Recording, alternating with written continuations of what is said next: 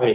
අපි එහෙනම් ළමයි අද මාර්තු මාසේ 5 වෙනිදා අද අපි මාර්තු මාසේ පන්ති ටික ආරම්භ කරන පළවෙනි සෙෂන් එක ආරම්භ කරන දවසේදී මෙන්න මේ කරුණු ටික හොඳින් අහගන්න පන්තිවල වැඩපිළිවෙල මොකද හුඟක් අය පටලගෙන ඉන්නවා මේ රිවිෂන් එක්ස්ප්‍රස් එකයි නෝමල් ක්ලාස් එකේයි වැඩපිළිවෙල ගැන. රයිට්. ඉස්සෙල්ලා ඒක පැහැදිලි කරගන්න.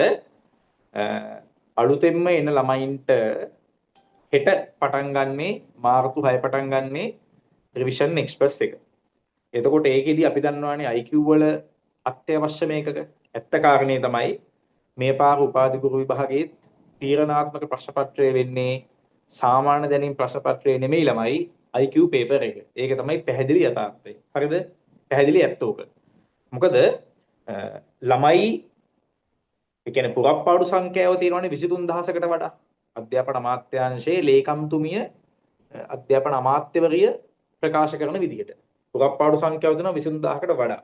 එතකොට ඉතිහාසයේ වැඩිම ළමයි කන්දරාවකුල් ලියන විභාගයේ මේක නම් මේ විභාගයේ තරංකාරීත්වය ඉතාම ඉහළයි. තරංකාරීත්වය ඉතාම ඉහළයි. එතකොට ඔයාලට මේ විභාගය ගත්තාම ඔයාලට මේකේ ප්‍රශ්න පත්‍ර දෙකක් ලියන්න දෙනවනේ. ඔයාලට මේකේ පේපර්ස් දෙකක් එනවා. එකක් තමයි ජෙනරල් නොලෙජ් පේපර් එක, අනිත් එක තමයි IQ පේපර් එක. බුද්ධි පරීක්ෂණ අභියෝග්‍යතාවයේ සහ ඔයාලට දෙවෙනි පේපර් එක තමයි ළමයි මේ සාමාන්‍ය දෙන්නේ. හරිද? IQ එකයි GK එකයි. එතකොට IQ එකයි GK එකයි ඔයාලට එද්දී ඔයාලට මේ එක ප්‍රශ්න පත්‍රයක ලකුණු 40ක් ගත්තා කියලා කිසිම හේතුවක් මත මම හිතන්නේ නැහැ මේකේ. ඒ කියන්නේ 40 හිතලා ලකුණු 80යිනේ. 80ක් ගත්තා කියලා මං හිතන්නේ ඔබට මේකේ හොඳ ලකුණකට යන්න පුළුවන් වෙයිද කියලා. කියන්නේ පත්වීමක් වල ලැබීමට සුදුසුෙක් වෙන්නේ නැහැ ලකුණු 80ක් තියාගෙන. එතකොට ඇත්ත කාරණේ තමයි IQ වලට ලකුණු ස්කෝර් කරන්න වෙනවා. ජෙනරල් නොලෙජ් උත් සැලකිය යුතු මට්ටමක තියාගන්න වෙනවා. ඒ නිසා හොඳට මතක තියාගන්න මේ පාර උපාධි ගුරු විභාගයේ තීරණාත්මක ප්‍රශ්න පත්‍රයක් බවට පත් වෙනවා IQ පේපර් එක. ඒ කියන්නේ මේ බුද්ධි පරීක්ෂණ අභියෝගතා ප්‍රශ්න පත්‍රය. බුද්ධි පරීක්ෂණ අභියෝගතා ප්‍රශ්න පත්‍රයේ තීරණාත්මක වෙද්දී IQ වල අහන පාඩම් එකක ටික තියෙනවනේ. ඒ කියන්නේ දැන් වර්තමාන විභාග රටාව වෙනස්. ඊයේ පෙරේද අවසන් වුණා රෙජිස්ට්‍රාර් ජෙනරල් එක්සෑම් එක. ඒ එක්සෑම් එක ලියපු ළමයිනුත් මෙතන ඉන්නවා. කාලය පැයකට තර්කණය හා අවකාශය සම්බන්ධව වන ගැටලු විතරක් තියෙනවා 4ක්. ඒ කියන්නේ තර්කන රාමු වලින් ගැටලු 3ක්. අවකාශය සම්බන්ධයෙන් ගැටලු 2ක්. එතකොට එහෙම ගත්තාම කාලය පැයකට සාමාන්‍යයෙන් ප්‍රශ්න 25ක් විතර සම්පූර්ණයෙන්ම තිබ්බේ තර්කණය ආශ්‍රිතව. ඒ කියන්නේ thinking pattern එක. ওই සම්බන්ධව තිබ්බේ. එතකොට වර්තමාන විභාග රටාවේ මේ ප්‍රශ්න පත්‍ර කෙනෙක් ගත්තහම මතක තියාගන්න අර සාම්ප්‍රදායික ප්‍රශ්න පත්‍ර වලින් වෙනස්. එතකොට මෙතන ඉන්න බහුතරයක් දෙනා මං හිතන්නේ ගණිත උපාධිධාරීන් කියලා. එහෙමයි නෑනේ නේ. බහුතරයක් දෙනා ශාස්ත්‍රවේදී, වාණිජවේදී, විද්‍යාවේදී අනිකුත් උපාධි කරපු අය. එතකොට සමහරව IQ වලට ස්ලෝ. ස්ලෝ කියලා කියන්නේ එයාට IQ හදන්න පුළුවන් ප්‍රශ්න 50ම. හැබැයි ප්‍රශ්න 50ම හදන්න ගන්නවා පැය 12ක් පැය 13ක්. ඒක හරියන්නේ නැහැ ළමයි එක්සෑම් එකේදී. එක්සෑම් එකේදී බලාපොරොත්තු වෙන්නේ කාලය පැයකට දෙන්න ලද ප්‍රශ්න 50 වඩා කෙටිම ක්‍රමයෙන් හදන්නනේ නේ. ඒ නිසා තමයි එක්ස්ප්‍රස් ක්ලාස් එක නැත්තම් රිවිෂන් කියලා එකක් හෙට ආරම්භ වෙන්නේ. එතකොට දැන් අද මේ පන්තියට සම්බන්ධ වෙලා ඉන්නවා නේද කොහොම හරි ලින්ක් එකකින් අපේ ළමයි. ඔතන ගෲප් අපේ තුනක් තියෙනවා. රිවිෂන් එකේ කට්ටියට ඇක්සස් එක දුන්නා. අද පටන් ගන්න ඉන්න අයට ඇක්සස් එක දුන්නා. ඊළඟට මේ තව ප්‍රන්තයක් අපේ තියෙනවා නයිට් ක්ලාස් එකේ ළමයි. ගෲප් 2 එකේ. එයාලටත් ඇක්සස් එක තියෙනවා. එතකොට ওই විදිහම තමයි ඔයාලට හෙට ක්ලාස් එකකට ඇක්සස් එක හම්බෙන්නේ. තේරුණාද? එතකොට IQ අපහසු ළමයි ඒ විදිහට හෙටත් ලින්ක් එකෙන් සම්බන්ධ වෙලා මේ විදිහට වැට්ටිකාවරණය කරගෙන යන් ඒක පළවෙනි කාරණේ. ඊළඟට දෙවෙනි කාරණේ හැම ඉරිදම උදේට ඔයාලට පැය එකකට හෝ පැය දෙකකට වෙන්නත් පුළුවන්. පැය දෙකක් කියන්නේ එක්ක IQ පේපර් එක කාලේ පැය එකයි සාමාන්‍ය දැනීම් ප්‍රශ්න පත්‍රයේ කාලේ පැය එකයි. එතකොට පැය දෙකයි. පැය එකක් කියන්නේ එක්ක IQ පේපර් එකක් එහෙම නැත්නම් ජෙනරල් නොලෙජ් පේපර් එකක් ඉරිදට ලියන්න දෙනවා. කාලේ පැය එකකට කාල කළමනාකරණය කරගෙන අනිවාර්යෙන් පැය එකකට ලියන්න ඕනේ. හරිද? ඒක ඉරිදට යන එක. ඊළාට හැම සතියේ අඟහරුවාදා දවසකම උදේට තියෙනවා good morning express කියලා. ඕක කියන්නේ ජෙනරල් නොලෙජ් එකක් කියන්නේ. හරි? ඒකටත් සම්බන්ධ වෙන්න. එතකොට මේ හැම පන්තියකම රෙකෝඩින් එක දෙනවා. රෙකෝඩින් එක හම්බෙන්නේ පන්තිය පවත්වන දිනයට පසු දිනයේ. පැහැදිලිද? මෙන්න මේ විදිහට තමයි පන්තියේ process එක වැඩ කරු ටික සිද්ධ වෙන්නේ. දීලා තියෙන නිබන්ධන ටික අනිවාර්යෙන් මුද්‍රණය කරගෙන තියාගන්න. කලින් දවසේ කියනවා හෙට සාකච්ඡා කරන්නේ මේක කියලා. ඒ නිබන්ධනේ සූදානම් කරගන්න. පැහැදිලිද? ওই විදිහට තමයි මේ අපේ පන්ති මාලාවේ වැඩ කටයුතු ටික සිද්ධ වෙන්නේ. හරි. එහෙමනම් අද සාකච්ඡා කරන්න යන්නේ අධ්‍යාපනික සංඛ්‍යානයේ හා සම්බන්ධ වන සාමාන්‍ය දැනීම. අද කතා කරන්නේ අධ්‍යාපන සාමාන්‍ය දැනීම. මේ ප්‍රශ්න පත්‍රය පෙබරවාරි මාසයේ 9 හෝ ආසන්න දිනයකදී මම සාකච්ඡා කරපු ප්‍රශ්න පත්‍රයක්. එතකොට මේ මාර්තු මාසයට අලුතෙන්ම සම්බන්ධ වෙන අති විශාල ළමයි පිරිසක්. එතන සම්බන්ධ වෙන බොහෝ දෙනෙක්ට අර අධ්‍යාපන සංඛ්‍යානය කියන බේස් එකේ තොරතුරු ටික නැහැ. අන්න ඒ නිසා තමයි අද මේ අතිරේක දේශනයක් විදිහට මේක සාකච්ඡා වෙන්නේ. එතකොට ඔයාලගේ අර එක්ස්ප්‍රස් ටියුට් සෙට් එක පටන් ගන්න හෙට ඉඳන්. පැහැදිලිද? හෙට ඉඳන් ඒ ටික පටන් ගන්නේ. අද දේශනේ අතිරේක දේශනයක් විදිහට සලකලා අපි ඒ ටික සාකච්ඡා කරගෙන යනවා. රයිට්. එහෙමනම් අපි සාකච්ඡා කරන්න ගමු. ඔය දීලා තියෙන education general knowledge paper 2 කියන ප්‍රශ්න පත්‍රය. අපි සාකච්ඡා කරන්නේ ඔය paper එක. රයිට්. අපි එනකො කරන්න ගමු ළමයි. රයිට්. ඔය paper එකේ පළවෙනි කොටසට ඔය අදාළ වෙලා තියෙන අධ්‍යාපනික සංඛ්‍යානය කියන කොටස. හරි? අධ්‍යාපනික සංඛ්‍යානය. හරි අපි යම් පළවෙනි ප්‍රශ්නෙට. නවතම අධ්‍යාපන අමාත්‍යාංශ තොරතුරු වලට අනුව පහත් දැක්වෙන ප්‍රශ්න වලට පිළිතුරු සපයන්න ඕන. රයිට්. පළවෙනි එක මුළු රජයේ පාසල් සංඛ්‍යාව. කීයට ළමයි ලංකාවේ තියෙන මුළු පාසල් සංඛ්‍යාව? 10047යි. ලංකාවේ තියෙන මුළු රජයේ පාසල් සංඛ්‍යාව 10047යි.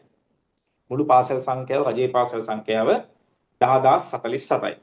රයිට්. අපි රජයේ පාසල් වර්ගීකරණයක් කරනවා නේද? මතකද ඔයාලට? කොහොමද අපි රජයේ පාසල් වර්ගීකරණය කරන්නේ නිල වශයෙන්? ඔව් රජයේ පාසල් වර්ගීකරණය කරන්නේ 1 AB පාසල්, 1 C පාසල්, 2 පාසල් සහ 3 වර්ගයේ පාසල්. මෙහෙම තමයි රජයේ පාසල් වර්ගීකරණය තියෙන්නේ. 1AB, 1C, type 2, type 3. 1 AB වර්ගයේ පාසල්, 1 C පාසල්, type 2, type 3.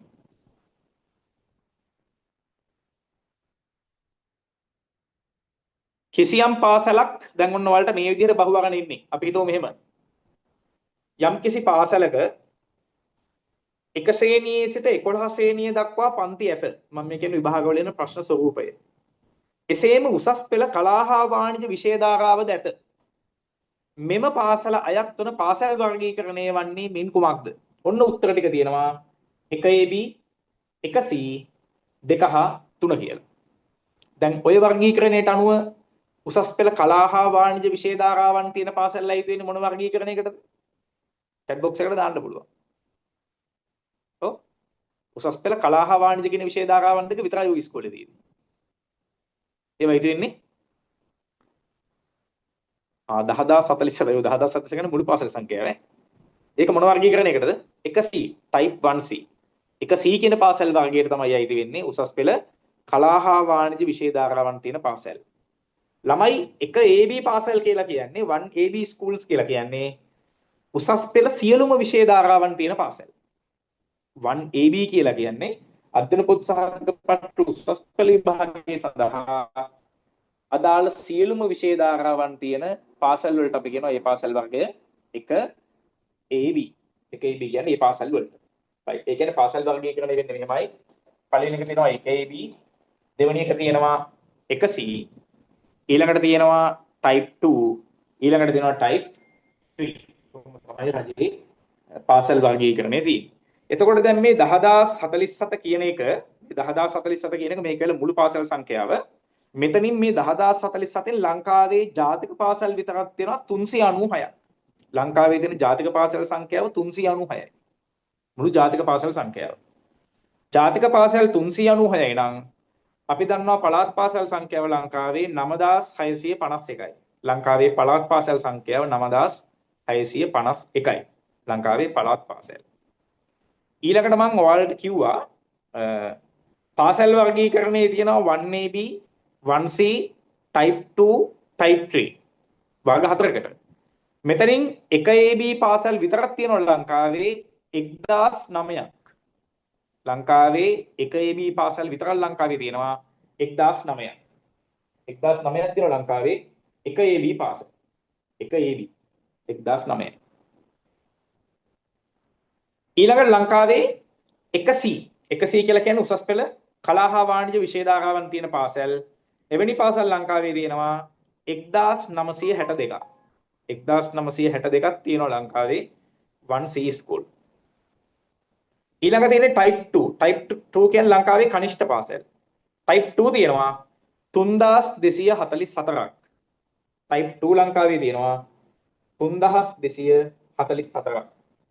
type 2 ස්කූල් සංඛ්‍යාව 3244යි. 3244ක් තියෙනවා ලංකාවේ type 2 ස්කූල්. ඊළඟ ලංකාවේ type 3 කියන්නේ ප්‍රාථමික පාසල්. type 3 ස්කූල් ඔක්කොම ලංකාවේ 3832යි. 3832යි ලංකාවේ type 3. එතකොට දැන් මෙහෙම බහුවර්ණ ප්‍රශ්නයක් අහන්න පුළුවන්.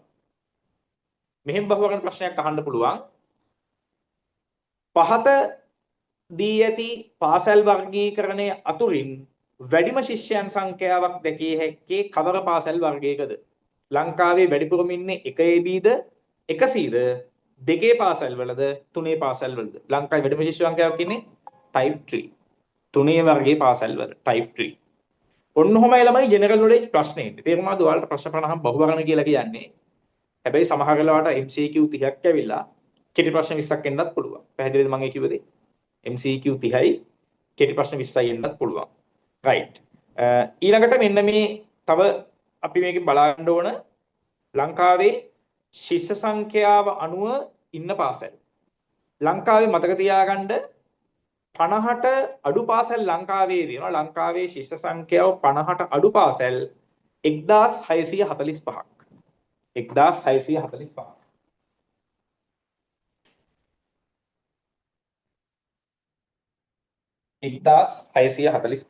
ශිෂ්‍ය සංඛ්‍යාව 50ට අඩු. ඒ වගේම ලංකාවේ 50 සිට 100 දක්වා, ඒ කියන්නේ 51 ඉඳන් 100 දක්වා.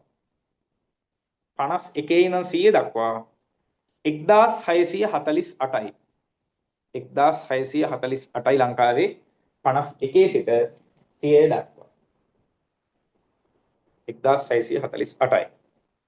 ඒ වගේම ලංකාවේ ළමයි 4000කට වැඩි ශිෂ්‍ය සංඛ්‍යාව 4000කට වැඩි පාසල් ඔක්කොම තියෙන ලංකාවේ 33යි. සිසුන් සංඛ්‍යාව 4000කට වැඩි පාසල් සංඛ්‍යාව තියෙන ලංකාවේ 33යි. 33යි. ඔබෙන් බහුවර්ණ ප්‍රශ්නයකට මෙහෙම අහන්න වැඩි ඉඩකඩක් තියෙනවා. නවතම සංඛ්‍යා ලේඛන වලට අනුව ශ්‍රී ලංකාවේ ඉන්න ශිෂ්‍යයන් සංඛ්‍යාව ආසන්න වශයෙන් ළමයි ලංකාවේ ශිෂ්‍යෝ කීයක් ඉන්නවද? ලක්ෂ උත්තර ටිකක් කිව්වොත් ලක්ෂ 36යි, ලක්ෂ 37යි, ලක්ෂ 38යි, ලක්ෂ 39යි, ලක්ෂ 40යි. ශිෂ්‍ය සංඛ්‍යාව ආසන්න වශයෙන් හොඳට මතක තියාගන්න ලංකාවේ ශිෂ්‍ය සංඛ්‍යාව 3747533යි. ලක්ෂ 37ක ශිෂ්‍යෝ පිරිසක් ලංකාවේ ඉගෙන ගන්නවා. 3747544යි. 544යි ශ්‍රී ලංකාවේ ඉන්න ශිෂ්‍යයන් සංඛ්‍යාව.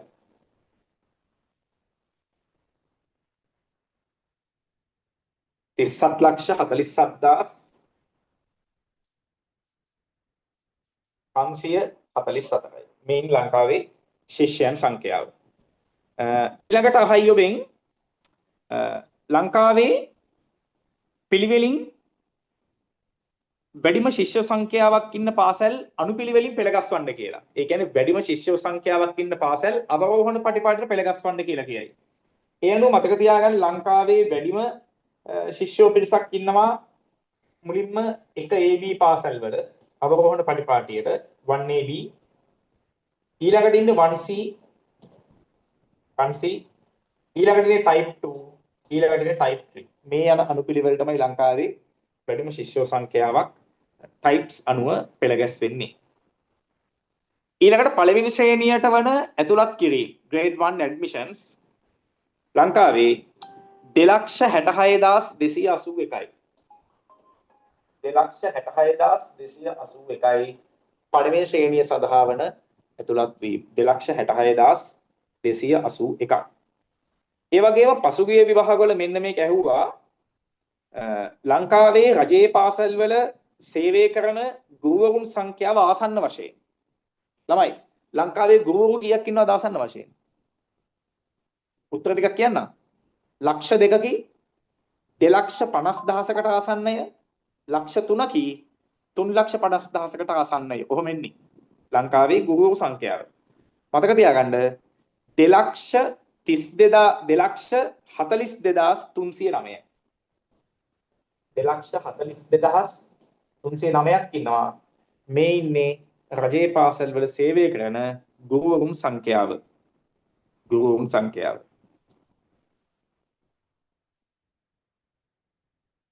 right. අපි යන් දෙවෙනි ප්‍රශ්නෙට.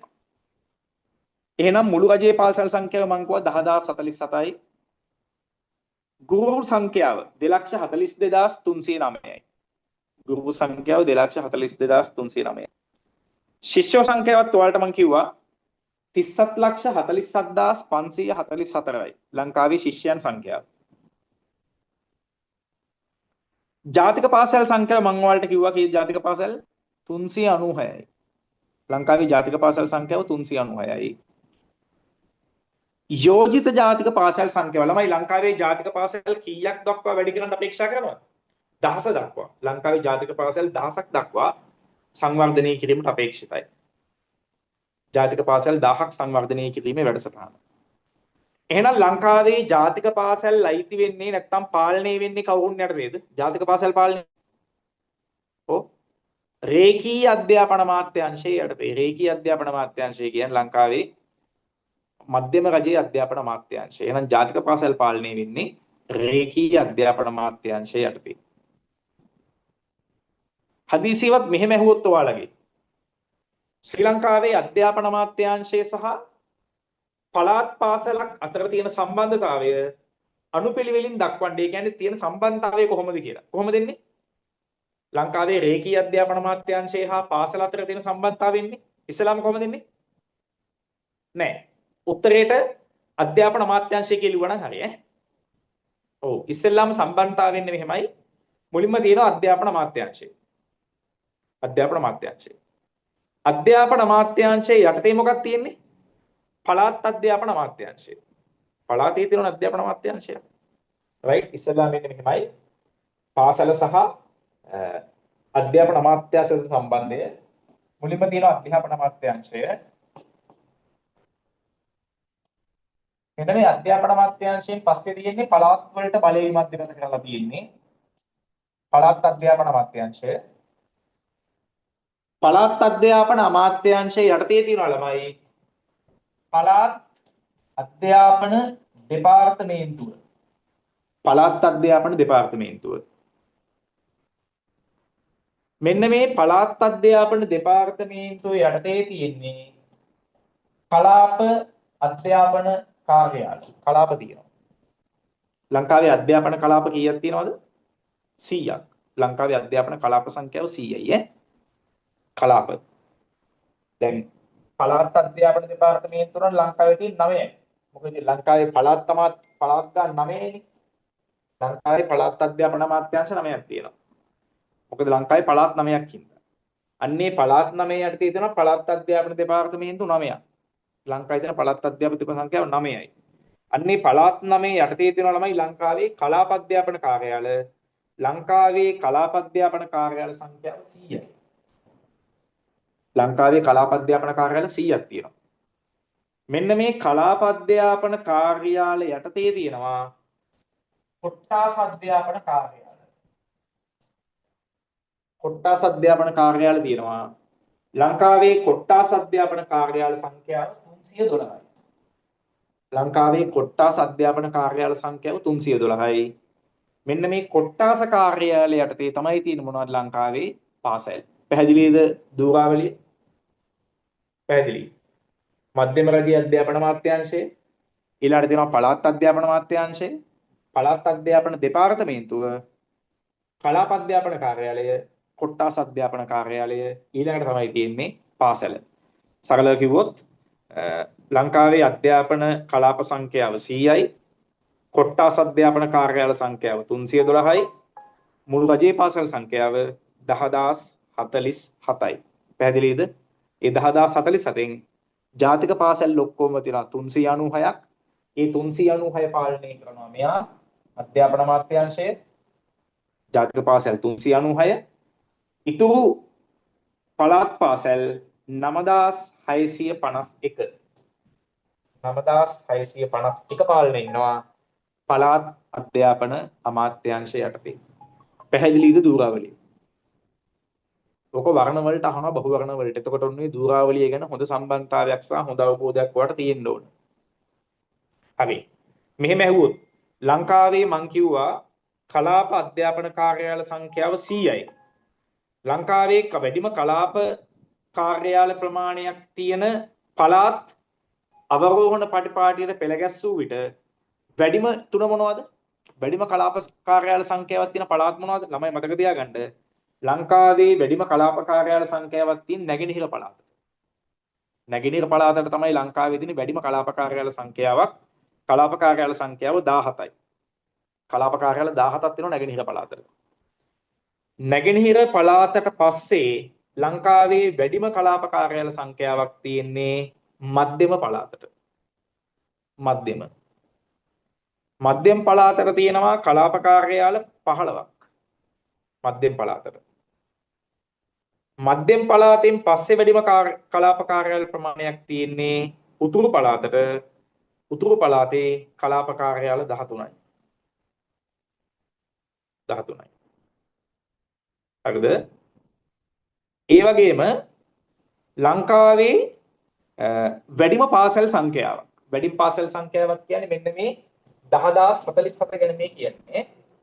ලංකාවේ ඔක්කොම පාසල් සංඛ්‍යාව 10047යිනේ. ලංකාවේ වැඩිම පාසල් සංඛ්‍යාවක් තියෙන පළාත තමයි මධ්‍යම පළාත. ලංකාවේ වැඩිම පාසල් සංඛ්‍යාවක් තියෙන මධ්‍යම පළාත. මධ්‍යම පළාත හැරුණු විට ඊළඟට ලංකාවේ වැඩිම පාසල් සංඛ්‍යාවක් තියෙන්නේ බස්නාහිරට තියෙන්නේ. මධ්‍යම පළාතේ තියෙනවා 1507ක් පාසල්. මධ්‍යම පළාතේ ඉස්කෝල ඔක්කොම තියෙනවා 1507ක්. මධ්‍යම පළාත හැරුණු විට ලංකාවේ දෙවෙනියට වැඩිම පාසල් සංඛ්‍යාවක් තියෙන පළාත තමයි ළමයි බස්නාහිර. බස්නාහිර පළාතට තියෙනවා ඉස්කෝල ඔක්කොම 1338ක්. පාසල් 1338ක් තියෙනවා බස්නාහිරට. ඊළඟට ලංකාවේ තුන්වෙනි ස්ථානයට තියෙන්නේ නෝර්ත් වෙස්ටර්න් කියන්නේ වයඹ පළාත.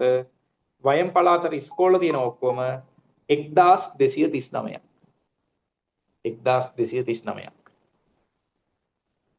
1239යි. ඔන්න ඔය විදිහට තමයි මුල් ස්ථාන තුන අනුපිළිවෙලින් තියෙන්නේ. හැබැයි දැන් විභාගයේ ඔකේ අනිත් පැත්තට අහන්නත් පුළුවන්.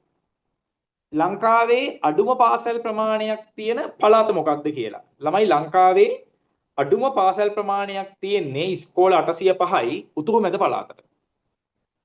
උතුරු මැද පළාතට තමයි තියෙන්නේ ලංකාවේ අඩුම පාසල් සංඛ්‍යාවක්. උතුරු මැද පළාත. පාසල් 805යි.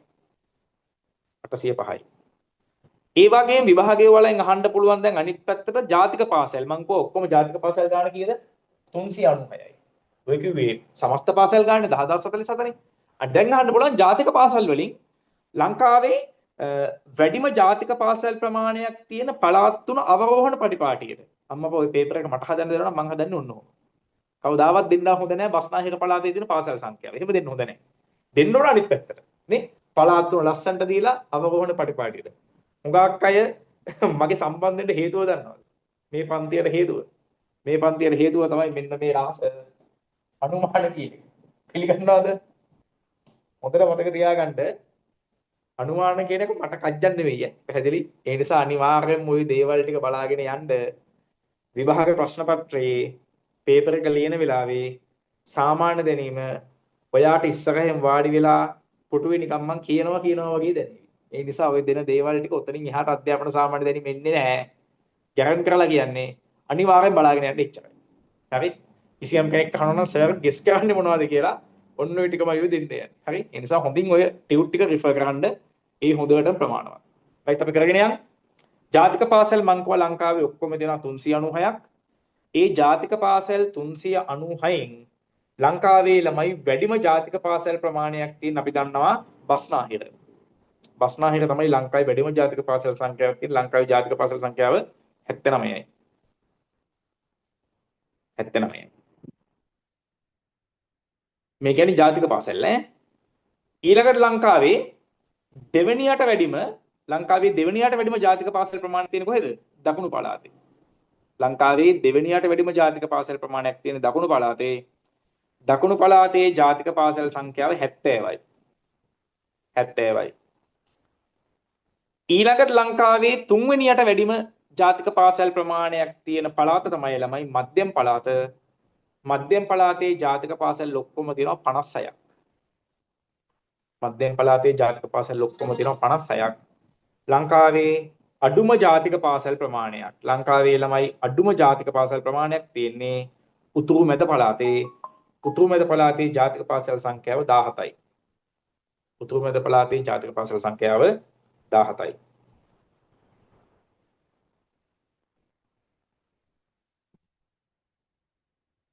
right. පියන් ඊළඟ ප්‍රශ්නෙට ප්‍රශ්නාංක එතකොට 2. ප්‍රශ්නාංක 2ට අපි යන්නේ. රජයේ පාසල් වර්ගීකරණයේ පවතින්නේ කෙසේද? ඔයාලට මං කිව්වා ළමයි රජයේ පාසල් වර්ගීකරණයේ තියෙන්නේ කොහොමද? 1AB 1C 2 3. මෙන්න රජයේ පාසල් වර්ගීකරණය. 1AB 1C type 2 type 3. ලංකාවේ ඔක්කොම 1AB පාසල් තියෙනවා. 1AB පාසල් තියෙනවා 1009ක්. 1009. 1C ඒ කියන්නේ number of schools 1C පාසල් ඔක්කොම තියෙනවා 1962ක්. type 2 3244යි. type 3 3832යි. සර් පේපර් අපේ ගෲප් එකේ දාලා නේ. අනේ අපේ ඉතින් බලන්නකො කියන කතාව. පේපර් කීපාරක් දාලා නැද්ද නේද ළමයි? හරි. අය ෂෙයා කරන්න ඈ. රයිට් ඕකේ. ඔය දැන් සම්බන්ධ වෙච්ච ළමයි වෙන්න ඇති. රයිට් අපි ඊළඟ ප්‍රශ්නෙට ශ්‍රී ලංකාවේ වැඩිම අධ්‍යාපන කලාප සංඛ්‍යාවක් ඇති පළාත වලට මම දැන් කිව්වා. ළමයි ඔක්කොම ලංකාවේ වැඩිම අධ්‍යාපන කලාප සංඛ්‍යාවක් තියෙන මොන පළාතද? අධ්‍යාපන කලාප තියෙන මොන පළාතද? නැගෙනහිර පළාතේ තියෙන අධ්‍යාපන කලාප ගන්න කිව්වේ. ඔව් මම කිව්වේ. නැගෙනහිර පළාතේ අධ්‍යාපන කලාප සංඛ්‍යාව කීයද? 17යි. 17යි. නැගෙනහිර පළාතේ අධ්‍යාපන කලාප සංඛ්‍යාව 17යි.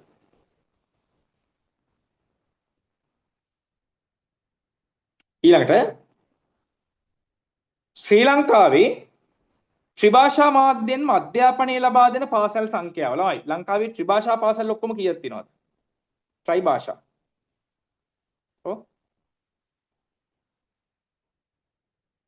ලංකාවේ ත්‍රිභාෂා පාසල් සංඛ්‍යාව 40යි. ලංකාවේ ත්‍රිභාෂා පාසල් සංඛ්‍යාව 40යි.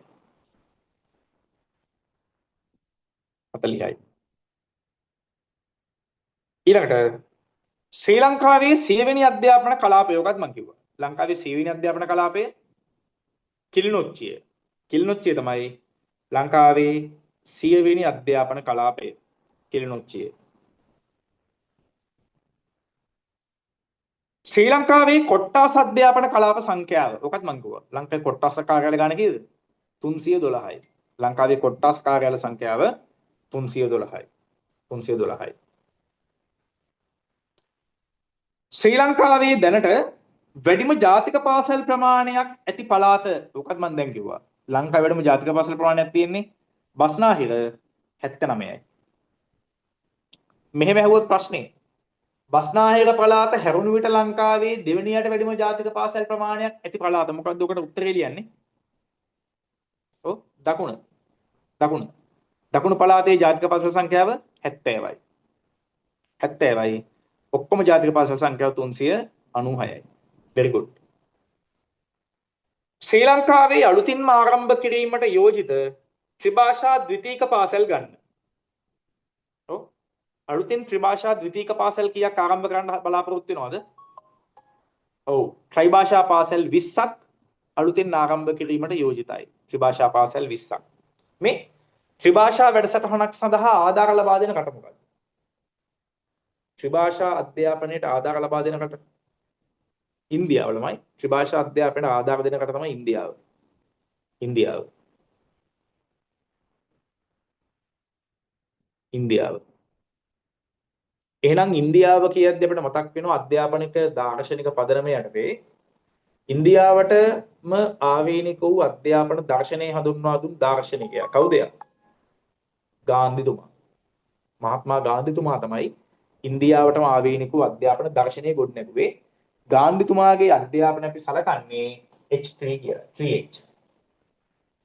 ගාන්ධිතුමා හඳුන්වා දෙනවා අධ්‍යාපනයේ සම්බන්ධයෙන් H3. මේ H3 කියන්නේ මෙහෙමයි. H අකුර තුනක්. head, hand, heart. එහෙනම් ගාන්ධිතුමාගේ අධ්‍යාපන දර්ශනයේ තියෙන විශේෂත්වය තමයි හිස අත හද අධ්‍යාපනය යනු හිස අත හද යන තයන්ශේම තුලිත වර්ධනයක් ඇති කිරීම තමයි ගාන්ධිතුමාට අනුව අධ්‍යාපනය කියලා කියන්නේ. හිස අත හද. මේක තමයි ගාන්ධි අධ්‍යාපන දර්ශනයේ තියෙන විශේෂත්වය. ඔය එක්තරා විභාගයක ප්‍රශ්නයක් මෙහෙම ඇහුවා. ගාන්ධිතුමා මෙන්න මේ H3 හිස අත හද කියන සංකල්පයේ ගොඩ නැගුවේ කවර රටක ලැබූ ප්‍රායෝගික අධ්‍යයනයෙන්ද කියලා. මොන රටේද? ගාන්ධිතුමා මේ H3 කියන එක හදන්නේ. ළමයි ගාන්ධිතුමා මේ H3 කියන එක හදන්නේ ටෝල්ස්ටෝයි ගොවිපළ ඇසුරේ. මතක තියාගන්න. ටෝල්ස්ටෝයි. ගාන්ධිතුමා කියන වෘත්තීය නීතිඥයෙක්. හරි? ගාන්ධිතුමාගේ වෘත්තිය තමයි එතුමා නීතිඥයෙක්. ලෝය කෙනෙක්. ගාන්ධිතුමා දකුණු අප්‍රිකාවට යනවා උසස් අධ්‍යාපනය හදාගන්න නීතිය සම්බන්ධයෙන්. එතකොට මෙන්න මේ නීතිය සම්බන්ධයෙන් ගාන්ධිතුමා උසස් අධ්‍යාපනය ගැන හදාගන්න යද්දී ගාන්ධිතුමා ටෝල්ස්ටෝයි කියන ගොවිපළට යනවා. ටෝල්ස්ටෝයි. මෙන්න මේ ටෝල්ස්ටෝයි කියන ගොවිපළ ඇසුරෙන් තමයි ගාන්ධිතුමා අධ්‍යාපනයේ සම්බන්ධ වන 3H සංකල්පය ගොඩනැගුවේ. මේකේ අමතර තොරතුරු ටික ලියාගන්න ඔබේ අධ්‍යාපනික සාමාන්‍ය දැනීම් ප්‍රශ්න පත්‍රයේ 60ක් විතර තියෙනවා. මම මේ කටින් කියන දේවල් ටික. ඒවා මුද්‍රිත නෑ. කටින් කියන දේවල්. හරි? verbal reasoning කියන්නේ වාචික ප්‍රකාශන. ඒවා ටික අනිවාර්යයෙන්ම ලියාගන්න. ওই විභාගවල ලස්සන ලද ප්‍රශ්න. හරි? එහෙනම් මේක ටෝල්ස්ටෝයි ගොල්පැසුවෙන් තමයි ගාන්ධිතුමා අධ්‍යාපනයේ සම්බන්ධ වන ඔය ඔහුටම ආවේනික වූ දර්ශනය ගොඩනැගුවේ. ඒ නිසා ගාන්ධිතුමාම සඳහන් කරනවා උපදේශයට මිනිවල දක්වාම අධ්‍යාපනයේ දෙන්න කියලා. පහයි විභාගයේ උපදේශයට මිනිවල දක්වාම අධ්‍යාපනයේ දෙන්න මේ ප්‍රකාශ කරපු පුද්ගලයා කවුද කියලා. ටෝල්ස්ටෝයි. ලියෝ ටෝල්ස්ටෝයි කියන ගොවිපළ.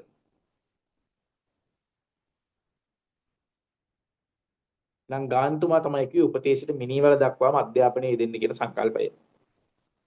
ඒත් එක්කම දකුණු අප්‍රිකාව ගැන කතා කරද්දී අපිට අධ්‍යාපනයේ සම්බන්ධයෙන් අමතක කරන්න බැරි සුප්‍රකට චරිතයක් ඉන්නවා. කවුද? Nelson Mandela.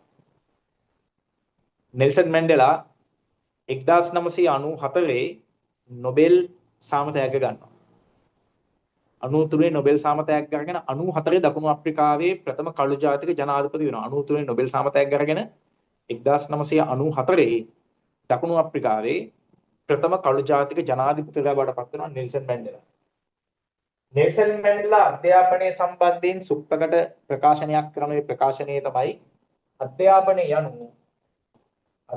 යනු ලෝකයක් වෙනස් කිරීමට ඇති බලගතුම අවිය.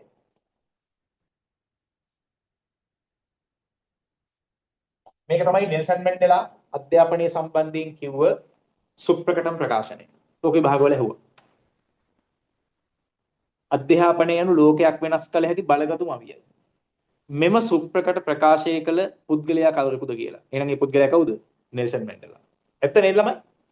අධ්‍යාපනය කියලා කියන්නේ මුළු ලෝකයක්ම වෙනස් කරන්න තියෙන බලගතුම අවියයි.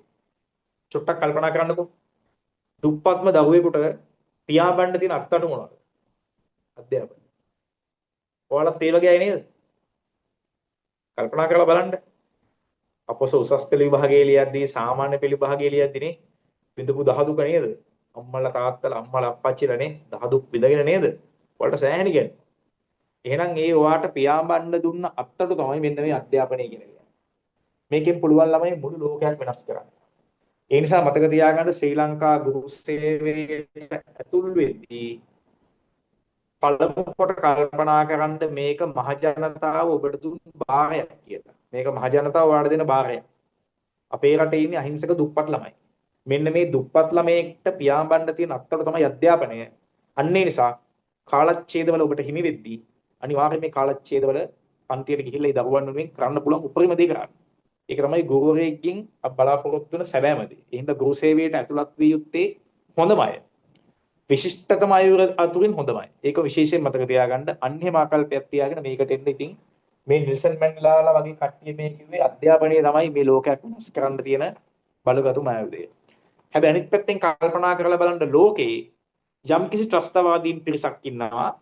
ඒ ත්‍රස්තවාදී කණ්ඩායම බටහිර අධ්‍යාපනයේ ලබා දෙන පාසල් වලට ප්‍රහාර දියක් කරනවා. එහෙනම් මේ බටහිර අධ්‍යාපනයේ ලබා දෙන පාසල් වලට ප්‍රහාර දියක් කරන ත්‍රස්තයන් ඉන්න රට මොකද්ද?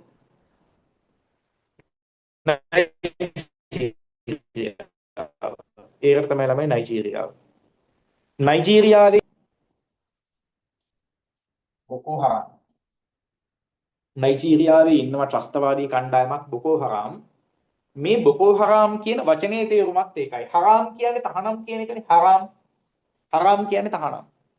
මේ බොකෝ කියන එකේ අදහස තමයි නයිජීරියන් වර්ඩ්ස් වලින් වෙස්ටර්න් කල්චර්. ඒ කියන්නේ බටහිර සංස්කෘතිය. එහෙනම් බොකෝ හරාම් කියන ත්‍රස්තයන්ගේ අරමුණ තමයි කිසියම් පාසලක් මගින් බටහිර අධ්‍යාපනය ලබා දෙන්නේද ධනවාදී අධ්‍යාපනය ලබා දෙන්නේද අන්න ඒ පාසල් වලට තිත තැබීම මේ ත්‍රස්තයන්ගේ මූලික අරමුණ. එහෙනම් මතක තියාගන්න ඕනේ බටහිර අධ්‍යාපනය ලබා දෙන පාසල් වලට ප්‍රහාරයන් දෙයක් කියන ත්‍රස්තවාදී සංවිධානය තමයි බොකෝ හරාම්. මෙයාලා ඉන්න රට නයිජීරියාව. ඒත් එක්ක මෑතකදී දැන් ඔය කාලීන තොරතුරක් කියන්නේ නැහැ. මෑතකදී 6 ශ්‍රේණියේ සිට දරුවන්ට කාන්තා අධ්‍යාපනය තහනම් කළා. එහෙනම් 6 ශ්‍රේණියේ සිට කාන්තා දරුවන් සඳහා අධ්‍යාපනය තහනම් කරපු ආසියාතික රට මොකද්ද? ඒක ආසියාතික රටක්. ඒ රටේ අය 6 ශ්‍රේණිය ඉඳන් දරුවන්ට ඉගෙන ගන්න බෑ තහනම්. ඔයාලා දන්නව? අනේ ළමයි ඔයාලා ඉන්න රටට විදේශිකයෝ වගේ. ෆොරිනර්ස්ලා බලන්න කැසට් පත්‍රයේ තිබ්බත් දන්නේ යටි. මේ විභාගයේ සඳහා පෙනී සිටිය හැක්කේ පිටසක්වල ග්‍රහලෝකවල සිට පැමිණි අයවලුන් සඳහා පමණි. ඒ මෙලෝදියක් දන්නේ නැහැ වෙනදී. ඇෆ්ගනිස්තානයේ තමයි 6 ශ්‍රේණිය සිට දරුවන්ට කාන්තා අධ්‍යාපනය තහනම් කළේ. එහෙනම් ඇෆ්ගනිස්තානය කාන්තා අධ්‍යාපනයට තිත තියෙනවා. නෙල්සන් මැන්ඩෙලාලා කිව්ව අධ්‍යාපනය කියන්නේ ලෝකයක් වෙනස් කරන්න තියෙන බලගතුම ආයුධය. හැබැයි ආගමික මූලධර්මවාදයේ මත පදනම් වෙලා කාන්තාවන්ට මොකද වෙන අධ්‍යාපනය තහනම් කරනවා. රයිට්. එහෙනම් ලෝකයේ සමස්ත ලෝකයේ අධ්‍යාපනයේ සම්බන්ධයෙන් වන තුලනායතනය මොකද්ද? ලෝකයේ අධ්‍යාපනයේ භාගකරුවෝ වෙන්නේ කවුද? එයා තමයි ළමයි යුනෙස්කෝ. ජාත්‍යන්තර අධ්‍යාපනයේ තුලනායතනයේ සැලකන්නේ යුනෙස්කෝ. මේකේ මූලස්ථානයේ තියෙනවා ප්‍රංශයේ පැරිස්. ප්‍රංශයේ පැරිස් නුවර තියෙනවා යුනෙස්කෝ මූලස්ථානය. මේ සංවිධානයේට තියෙන ආදර්ශ පාඨයක් ලියන්න නම් ඉන්නේ නැහැ. හැබැයි ආදර්ශ පාඨයේ දීලායි මේ ආදර්ශ පාඨයේ පෙරට කොටගත් සංවිධානය මොකක්ද කියලා. එතකොට උත්තරේ එන්නේ යුනෙස්කෝ. මොකද්ද මේකේ ආදර්ශ පාඨය? ළමයි යුනෙස්කෝ සංවිධානයේ ආදර්ශ පාඨය තමයි යුද්ධය හටගන්නේ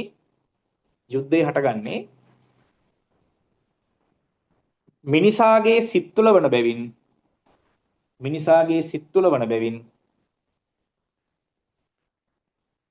සාමයේ රකින පිළිවෙත් අනුගමනය කළ යුත්තේද මිනිසාගේ සිත තුළින්මය. මේක තමයි යුනෙස්කෝ සංවිධානයේ ආදර්ශ පාඨය. ඇත්ත නේද? යුද්ධය හටගන්නේ මිනිස්යාගේ හිතේ. එහෙනම් සාමයේ රකින පිළිවෙත් අනුගමනය කරන්නත් ඕන මිනිස්යාගේ හිතෙන්ම තමයි මේ ආදර්ශ පාඨයේ තියෙන යුනෙස්කෝ. අද වර්තමානයේ ඇති වෙලා තියෙන තුන්වෙනි ලෝක යුද්ධයේ පසුබිම ගත්තා මේ ආදර්ශ පාඨයේ පෙරට කොට ගන්න පුළුවන්. ඉරානයේ සහ ඇමරිකා එක්සත් ජනපදය අතර තුන්වෙනි ලෝක යුද්ධය. මේ යුද්ධය හටගත්තේ මිනිස්යාගේ හිතේ. එහෙනම් සාමයේ රකින පිළිවෙත් අනුගමනය කරන්න ඕනේ කොහෙන්ද? මේ මිනිස්යාගේ හිතෙන්ම තමයි. දැන් අද ආරංචි වුණා නේද? පාසල් ළමුන් 300ක් රැගත් ඉරාන් නෞකාවක් ශ්‍රී ලංකාවට ආසන්නයේ මුහුදු තීරයක ඉන්නවා කියලා. එතකොට ළමා අයිතිවාසිකම් උල්ලංඝනය නොවුනොත් ඒසේ නොවේවා කියලා ප්‍රාර්ථනා කරමුනේ. ඒ කියන්නේ ජාත්‍යන්තර යුද්ධයේ. ඉතින් යුද්ධයේ අවියක් බවට පත් වෙලා ඉන්නවා ළමයි. එහෙනම් ළමයි එක්සත් ජාතීන්ගේ සංවිධානයට අනුව ළමයෙක් ලෙස සැලකෙන්නේ වයස අවුරුදු කීයට අඩුයිද? මතක තියාගන්න ළමයෙක් ලෙස සැලකෙන්නේ වයස අවුරුදු 18ට අඩුයි. ළමයින් කියලා කියන්නේ වයස අවුරුදු 18ට අඩු තැනැත්තා. 18ට අඩුයි ළමයි. ශ්‍රී ලංකාවේ අනිවාර්ය අධ්‍යාපනයේ තියෙනවා අවුරුදු 5-16. මේක අනිවාර්යයි අධ්‍යාපනය. ශ්‍රී ලංකාවේ අනිවාර්ය අධ්‍යාපන වයස සීමා අවුරුදු 5-16. ලංකාවේ තව එකක් තියෙනවා ළමා මෙහෙකාර සේවයේ යොදා ගැනීම තහනම් වන වයස් සීමාව. ලංකාවේ ළමා මෙහෙකාර සේවයේ යොදවන්න බෑ. වයස අවුරුදු 16ට අඩුයි. මතක තියාගන්න. වයස අවුරුදු 16 තමයි වයස් සීමාව. 16ට අඩු කිසිම තැනැත්තෙක් ළමා මෙහෙකාර සේවයේ යොදවන්න බෑ. ඉස්සර තිබ්බේ වයස අවුරුදු 14. ඒක ඉහළ නැංගුවා. අවුරුදු දෙකකින් වැඩි කරා. ළමා මෙහෙකාර සේවයෙන් දා වයස අවුරුදු 16ට අඩු කිසිම කෙනෙක් ළමා මෙහෙකාර සේවයේ යෙදවිය නොහැකි. ළමා මෙහෙකාර සේවයේ යෙදවිය නොහැකි.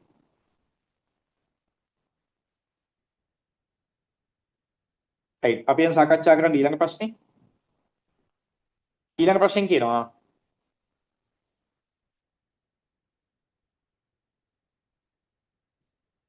පොළොන්නරුව දිස්ත්‍රික්කයට අමතරව ත්‍රිභාෂා පාසලක් ස්ථාපිත කිරීමට ප්‍රමුඛතාව හඳුනාගෙන ඇති දිස්ත්‍රික්කය. ළමයි පොළොන්නරුවට පස්සේ කොහෙද ලංකාවේ ත්‍රිභාෂා පාසලක් ඉදි කරන්න ලංකාවේ? කොහෙද? කොළඹ නෙමෙයි පුතේ. පොළොන්නරුවට පස්සේ හැදෙන ලංකාවේ රත්නපුරේ. රත්නපුර. කොහෙද ලංකාවේ රත්නපුරේ?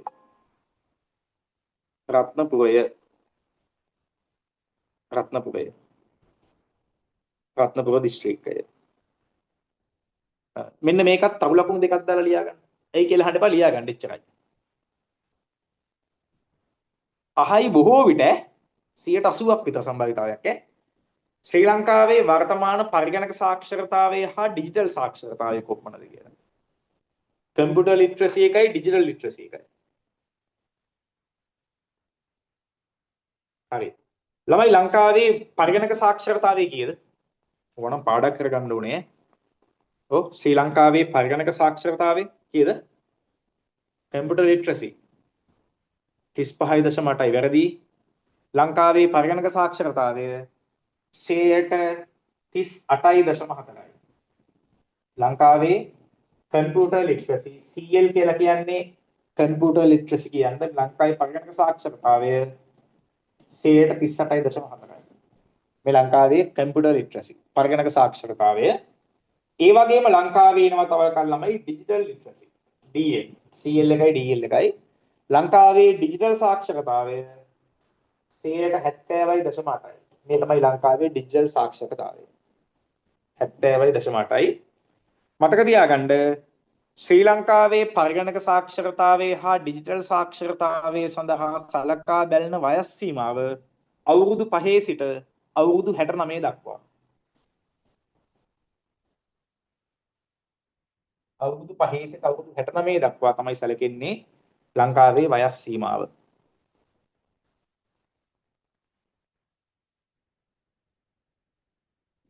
අවුරුදු 5 සිට අවුරුදු 69 දක්වා. right අපි යන් ඊළඟ ප්‍රශ්නෙට. ඊළඟ ප්‍රශ්නෙන් අහනවා අලුතින් ආරම්භ කිරීමට යෝජිත ශ්‍රී ලංකාවේ බලාපොරොත්තු කියන්නේ ක්‍රීඩා පාසල් සංඛ්‍යාව. ළමයි ස්පෝර්ට්ස් ස්කූල් කීයක් බලාපොරොත්තු වෙනවද අලුතින් ආරම්භ කරන්න? ලංකාවේ ක්‍රීඩා පාසල් කීයද? 4යි. ලංකාවේ ක්‍රීඩා පාසල් 4ක් අලුතින් ආරම්භ කිරීමට බලාපොරොත්තු වෙනවා. එහෙනම් ලංකාවේ සමූපකාර අධ්‍යාපනය ලබා දෙන පාසල කොහෙද තියෙන්නේ? සරලව පොල් ලංකාවේ සමූපකාර පාසල. කොහෙද තියෙන්නේ? පොල්ගොල්ල. පොල්ගොල්ලේ තමයි තියෙන්නේ ලංකාවේ සමූපකාර පාසල. පොල්ගොල්ල.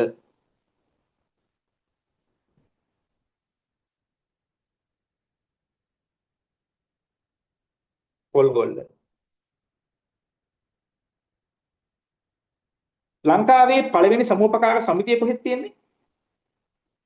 ඔය භාගවල ප්‍රශ්න මේ මෑතකදී. ලංකාවේ පළවෙනි සමුපකාර සමිතිය. ඔව්. දුම්බර. ලංකාවේ පළවෙනි සමුපකාර සමිතිය තමයි දුම්බර. දුම්බර. දුම්බර. ඔය මතක තියාගන්න වර්තමානයේ විභාගවල අහනවා ජෙනරේෂන් ගැන. ජෙනරේෂන් කියන්නේ දැන් ඉන්න පරම්පරා ක්‍රමය ගැන. ඕක වෙන තැනක අපි ලියාගමු. ලියාගමුකෝ ජෙනරේෂන් ලිස්ට් කියලා. ඒ කියන්නේ දැන් ඉන්න පරම්පරා ක්‍රමය.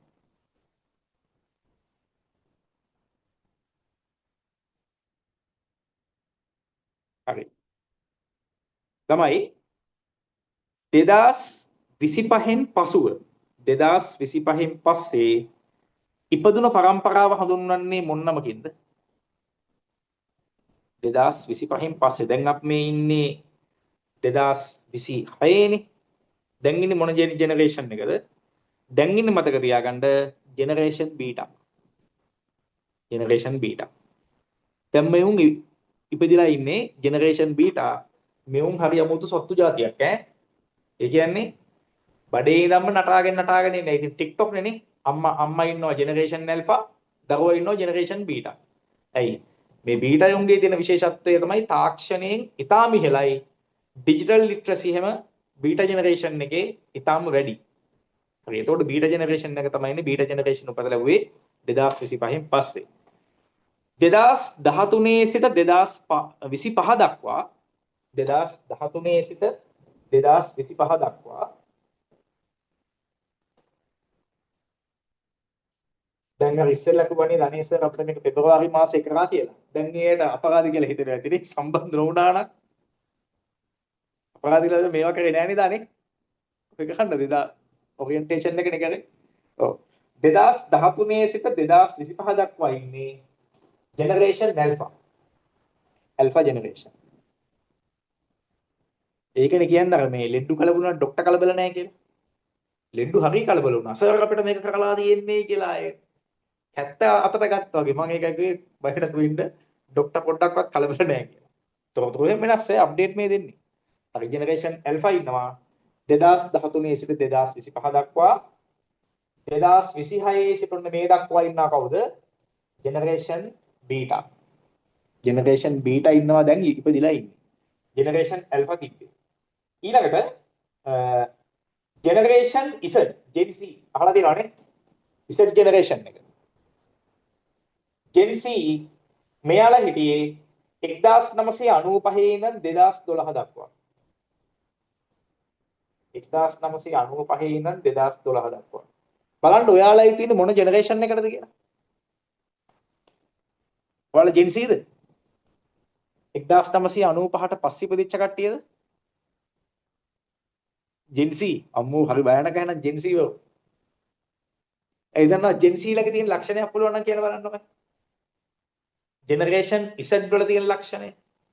නෑ පුතේ Gen Z ඊළඟට ජෙනරේෂන් Y අප මෙයාට කියනවා මේ මිලියනීස්ලා කියලා. ජෙනරේෂන් Y ජෙනරේෂන් එක ජෙනරේෂන් Y මෙයාලා ඉන්නේ 1980 ඉඳන් 1994 දක්වා. 1980 ඉඳන් 1994 දක්වා ඉන්නේ ජෙනරේෂන් Y. Y ජෙනරේෂන් එක. එතකොට අපේ පන්තිය තුල ඉන්නේ මෙන්න මේ ජෙනරේෂන් Y එකේ ඉසර් එක කියන්නේ. හරි නේද? අපේ ක්ලාස් එකේ ඉන්නේ මෙන්න මෙයාලා. Y ජෙනරේෂන් එකයි Z ජෙනරේෂන් එකයි. මේ පරම්පරා දෙක තමයි මේ පන්තිය තුල ඉන්නේ Y එකයි Z එකයි. ඊළඟට ජෙනරේෂන් X එකක් ඉන්නවා. X ජෙනරේෂන් Gen X කියලා කියන්නේ ජෙනරේෂන් X කියලා කියන්නේ 1975 1985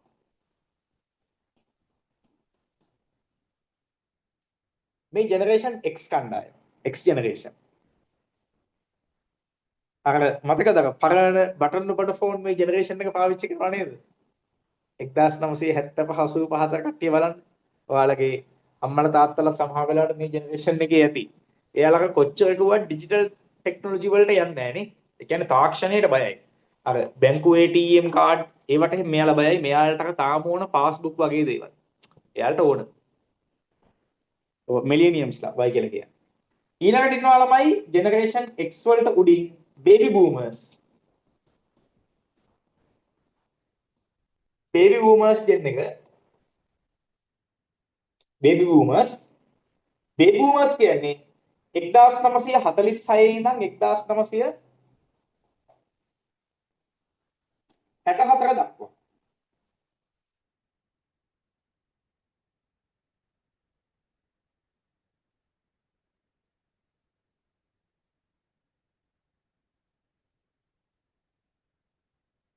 දක්වා බේබි බූමර්ස්. එතනින් එහාට තියෙනවා සයිලන්ට් ජෙනරේෂන්. මේවා අපිට අවශ්‍යතාවයක් නැහැ. මෙන්න මෙතන ඉඳන් බලා ගන්න. මොකද මෑතකදී විභාගයේ ඇහුවා මෙන්න මේ කාණ්ඩයේ ඉන්න ජෙනරේෂන් එක කවුද කියලා. මේ කාණ්ඩයේ ජෙනරේෂන් එක කවුද? Generation alpha. Generation alpha. ඇයි දැන් මම මේක දුන්නේ? මොනවා හින්දාද? එකක් විභාගයකට අහපු හින්දා. 1964 75. මේ 64 75 කාණ්ඩේ අයිති වුණා මේ නෙමෙයි මෙයාලා ජෙනරේෂන් X කාණ්ඩයකට. මෙන්න මේ කාණ්ඩයයි. රයිට්. එතන ජෙනරේෂන් X. ඒ කියන්නේ X වල කොටස් දෙකක්. රයිට්. මම මේක දුන්නේයි කියලා දන්නවද? මේක දුන්නේ ගුරුවරයෙක් විදිහට එයා ශ්‍රී ලංකා ගුරු සේවයට ඇතුළත් වෙද්දී මේක දැනගෙන යා යුතු නිසා. ඔයා අයිති වෙන්නේ මොන ජෙනරේෂන් එකද? මේකට. Generation Y generation Z. ඔයා අයිති වෙන්නේ මේකට. ඔයාට උගන්වන්න වෙන්නේ මොන ජෙනරේෂන් එක කියලා මයින්ටද? ඔයා මේකේ අපි කියමුකෝ හරි ජෙන් C කියලා. ඔයා ජෙන් C. උගන්වන්න වෙන්නේ මොන ජෙනරේෂන් එකද? ඔයාට පන්ති කාමරේ ඉස්කෝලේට ගියාට පස්සේ උගන්වන්න වෙන්නේ කාට ළමයි? මේ ජෙනරේෂන් ඇල්ෆා එහෙම නැත්නම් ජෙනරේෂන් බීටායට. බොහෝ වෙලාවට ජෙනරේෂන් බීටා උගන්වන්න වෙන්නේ. එතකොට ඇල්ෆා බීටා ජෙනරේෂන් කියලා කියන්නේ මෙයාලා මොන වගේ අයද? මෙයාලා ඩිජිටල් සාක්ෂරතාවයේ උපතේ ඉඳන් අරගෙන එන අය. උඩා කාලේ ඉඳන් TikTok, YouTube, Google, AI මේ හැම එකම මෙයාලට පුළුවන්. හොඳම උදාහරණයක් ඔබට පොඩි ළමයි ඉන්නවා නම් එයාලට දෙන්න ස්මාර්ට්ෆෝන් එක. ඔය ස්මාර්ට්ෆෝන් එකෙන් කරන්න බැරි දෙයක් නැහැ. එයාලා චූටි කාලේ ඉඳන් ওই ෆෝන් එක අතපත ගාලා හුරු වෙලා ඉන්න ඕන. අලුත් ජෙනරේෂන් එකේ ඉන්නේ එහෙමයි. එහෙනම් මේ බටන් නොබන ජෙනරේෂන් එකත් එක්ක මෙන්න මේ X ජෙනරේෂන් එකත් එක්ක මෙන්න මේ බීටා ජෙනරේෂන් එකට කමියුනිකේෂන් කරන්න බෑ, sannivedanaya කරන්න බෑ. පිළිගන්නවද? අර බටන් ෆෝන් නොබන ජෙනරේෂන් එකට බීටා ජෙනරේෂන් එකත් එක්ක sannivedanaya කරන්න බෑ. මොකද අපි දැන් ඉන්නේ AI වලින් ඊටාම දියුණු යුගයක. ඒ නිසා වර්තමාන ශ්‍රී ලංකාවේ රජය විසින් නොමිලේ ශ්‍රී ලංකාවේ පාසල් දරුවන්ට හඳුන්වා දෙනවා AI යදවුමක්. මොකක්ද AI යදවුම? පාසල් දරුවන් නොමිලේ දීප එක Google Gemini. Google Gemini තමයි නොමිලේ පාසල් දරුවන් ලබා දුන්න Google යදවුම. Gemini.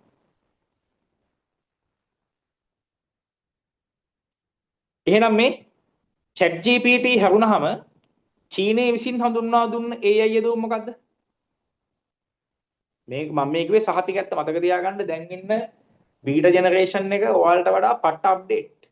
සෑහෙන අප්ඩේට් කියන්නේ ඇත්තටම ඔයාලට පන්ති කාමරයට ගිහිල්ලා උගන්වන්න වෙන්නේ මේ බීටා ජෙනරේෂන් එක ටෙක්නොලොජි එකකින් ඉතාම ඉහළ ජෙනරේෂන් එකක්. ඔව් චීනයේ හඳුන්වා දෙනවා මොකද්ද? DeepSeek. DeepSeek කියන එක තමයි හඳුන්වා දෙන්නේ චීනයේ AI යදවුම. ChatGPT වලට ප්‍රතිවිරුද්ධව චීනයේ විසින් හඳුන්වා දුන්න AI යදවුම.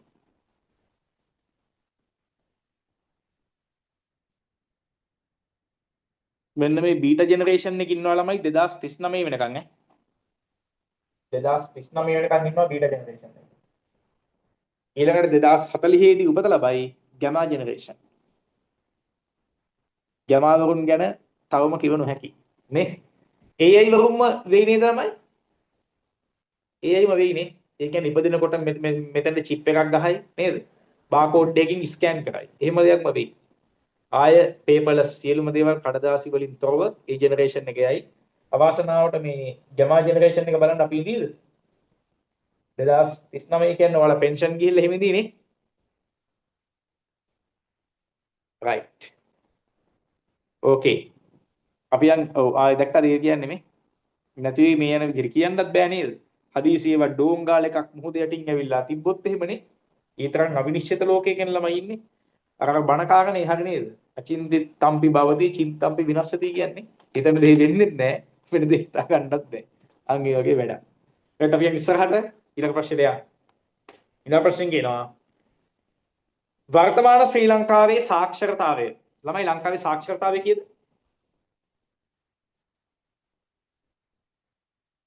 ශ්‍රී ලංකාවේ සාක්ෂරතාවය. ඕනම් මතක තියෙන්න ඕනේ මේ වෙද්දී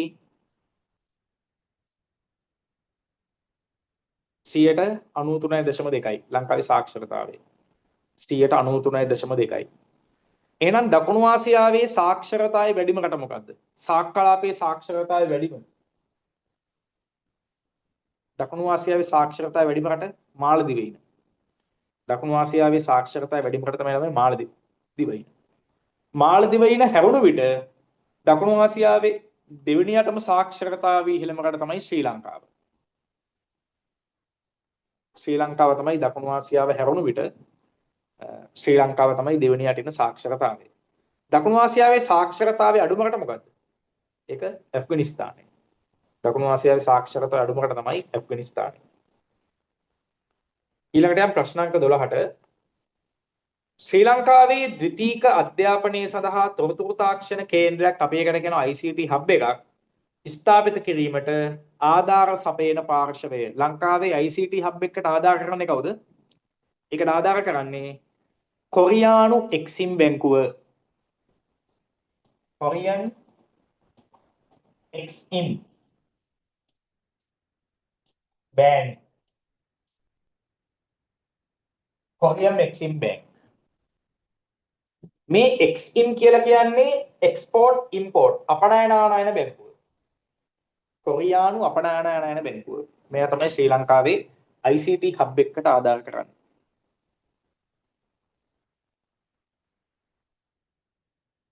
ළමයි එහෙනම් ශ්‍රී ලංකාවේ තොරතුරු තාක්ෂණයේ පියා ලෙස හඳුන්වන්නේ කවුද? ශ්‍රී ලංකාවේ තොරතුරු තාක්ෂණයේ පියා කවුද යා? මහාචාර්ය VK සමරනායක. මහාචාර්ය VK සමරනායක මැතිතුමා තමයි ශ්‍රී ලංකාවේ තොරතුරු තාක්ෂණයේ පියා ලෙස සැලකන්නේ. මහාචාර්ය VK Samaranayake. VK Samaranayake. VK Samaranayake. ලංකාවේ මෙන්න මේ විශ්වවිද්‍යාලය කොහෙද තියෙන්නේ? මේ විශ්වවිද්‍යාල ලංකාවේ කොහෙද තියෙන්නේ? යුනිවෝටෙක්. යුනිවෝටෙක් කියන්නේ University of Vocational Technology. ශ්‍රී ලංකාවේ වෘත්තීය පුහුණු තාක්ෂණික අධ්‍යාපනය ලබා දෙන්නේ මේ විශ්වවිද්‍යාලයෙන්. මේක තියෙන ලංකාවේ කොහෙද? රත්මලාන. යුනිවෝටෙක් තියෙන ලංකාවේ Ratmalana. University of Vocational Technology. වෘත්තීය පුහුණු තාක්ෂණික විශ්වවිද්‍යාල ලංකාවේ තියෙනවා Ratmalana. යුනිවෝටෙක්. University of Vocational Technology. ඊළඟ ප්‍රශ්නට අපි යන් දකුණු ආසියානු ගුරු පුහුණු මධ්‍යස්ථානයේ පිහිටා ඇත්තේ කොහෙද ළමයි? දකුණු ආසියානු ගුරු පුහුණු මධ්‍යස්ථානක තියෙන්නේ මීපේ. මීපේ තියෙනවා දකුණු ආසියානු ගුරු පුහුණු මධ්‍යස්ථානය මීපේ. එහෙනම් දකුණු ආසියානු විශ්වවිද්‍යාල කොහෙද තියෙන්නේ? සාක් විශ්වවිද්‍යාලය ඕක තියෙනවා ළමයි ඉන්දියාවේ නවදිල්ලිය. දකුණු ආසියානු විශ්වවිද්‍යාලය තියෙනවා ඉන්දියාවේ නවදිල්ලිය. ඊළඟ ප්‍රශ්නේ එක තමයි ඊළඟ ප්‍රශ්නේ එක දකුණු ආසියානු විශ්වවිද්‍යාලයේ පිහිට ඇති නගරය ඉන්දියාවේ නවදිල්ලිය. ඉන්දියාවේ නවදිල්ලිය දකුණු ආසියානු විශ්වවිද්‍යාලය. ලෝක විශ්වවිද්‍යාලයේ පිහිටා ඇත්තේ එක්සත් ජාතීන්ගේ විශ්වවිද්‍යාලය ඕක තියෙනවා ජපානයේ ටෝකියෝ. එහෙනම් මේ ලංකා විශ්වවිද්‍යාලය ආරම්භ කරපු වර්ෂය මොකද්ද? ලංකා විශ්වවිද්‍යාලය කියන්නේ පේරාදෙණිය. ලංකා විශ්වවිද්‍යාලය මොන අවුරුද්දද? 1942. 1942 දී තමයි ළමයි ලංකාවේ පිහිටුවන්නේ ලංකා විශ්වවිද්‍යාලය. 1942 පිහිටුවන ලද ලංකා විශ්වවිද්‍යාලයේ පළමු උපකුලපතිවරයා කවුද? එයා තමයි සර් අයිවර් ජෙනින්ග්ස්. අයිවර් ජෙනින්ග්ස් මැතිතුමා තමයි ලංකා විශ්වවිද්‍යාලයේ පළවෙනි උපකුලපතිවරයා. අයිවර් ජෙනින්ග්ස්. අයිවර් ජෙනින්ග්ස්ට පසු විභාගය අහන්න උමයි. ශ්‍රී ලංකාවේ ලංකා විශ්වවිද්‍යාලයේ දෙවෙනි උපකුලපතිවරයා කවුද කියලා අහන්නේ. පළවෙනි අහන්නේ. දෙවෙනියා කවුද? ලංකා විශ්වවිද්‍යාලයේ දෙවෙනි උපකුලපතිවරයා සර් නිකලස් ආටිගල. නිකලස් ආටිගල තමයි ලංකා විශ්වවිද්‍යාලයේ දෙවෙනි උපකුලපතිවරයා. නිකලස් ආටිගල. නිකලස් ආටිගල. ලංකා විශ්වවිද්‍යාලයේ දෙවෙනි උපකුලපතිවරයා. නිකලස් ආටිගල. ඊළඟට ගුරුවරයෙකුට උපාධි මට්ටම දක්වාම ඉගෙන ගත හැකි ආයතනය මොකක්ද ළමයි? ඔව්. ගුරුවරයෙකුට උපාධි මට්ටම දක්වාම ඉගෙන ගන්න තියෙන ආයතනය තමයි NIE. NIE කියන්නේ මොකද්ද? ජාතික අධ්‍යාපන ආයතනය. ජාතික අධ්‍යාපන ආයතනයේ තියෙන මහරගම. මේක ජාතික අධ්‍යාපන ආයතනය. බලාගෙන මේකත් එක්ක විභාගයේ පැටලෙයි මේක. මේක ඇවිල්ලා ජාතික මූලික අධ්‍යයන ආයතනය. පටල ගන්න එපා. NIE කියන්නේ අධ්‍යාපන ආයතනය. NIE කියන්නේ ජාතික අධ්‍යාපන ආයතනය. මෙතන කියන්නේ ජාතික මූලික අධ්‍යයන ආයතනය. මෙන්න මේ අධ්‍යයන ආයතනයේ තියෙන්නේ හන්තාන මතක තියාගන්න. ලංකාවේ මූලික අධ්‍යයන ආයතනයේ තියෙනවා හන්තාන. ලංකාවේ ජාතික අධ්‍යාපන ආයතනයේ තියෙනවා මහරගම. මේක විභාගේ පටල ගන්නවා ළමයි. ජාතික මූලික අධ්‍යයන ආයතනයේ කොහෙද තිබ්බොත් කියලා ලියුවොත් අහන්න තියෙන මොකද්ද? හන්තාන. මහනුවර හන්තාන. ඒකේ තියෙන මූලික අධ්‍යයන ආයතනය. ජාතික අධ්‍යාපන ආයතනය කිව්වොත් ඒකේ තියෙන මහරගම. අධ්‍යයන හා අධ්‍යාපන කියන එක පටල ගන්න එපා. ඒ වෙනසයි ඔය කියලා දුන්නේ. හරි? මේ ප්‍රශ්න දෙක එතනම ලියා ගන්න නැත්නම් ඔක පටල ගන්නවා ඔයාලා.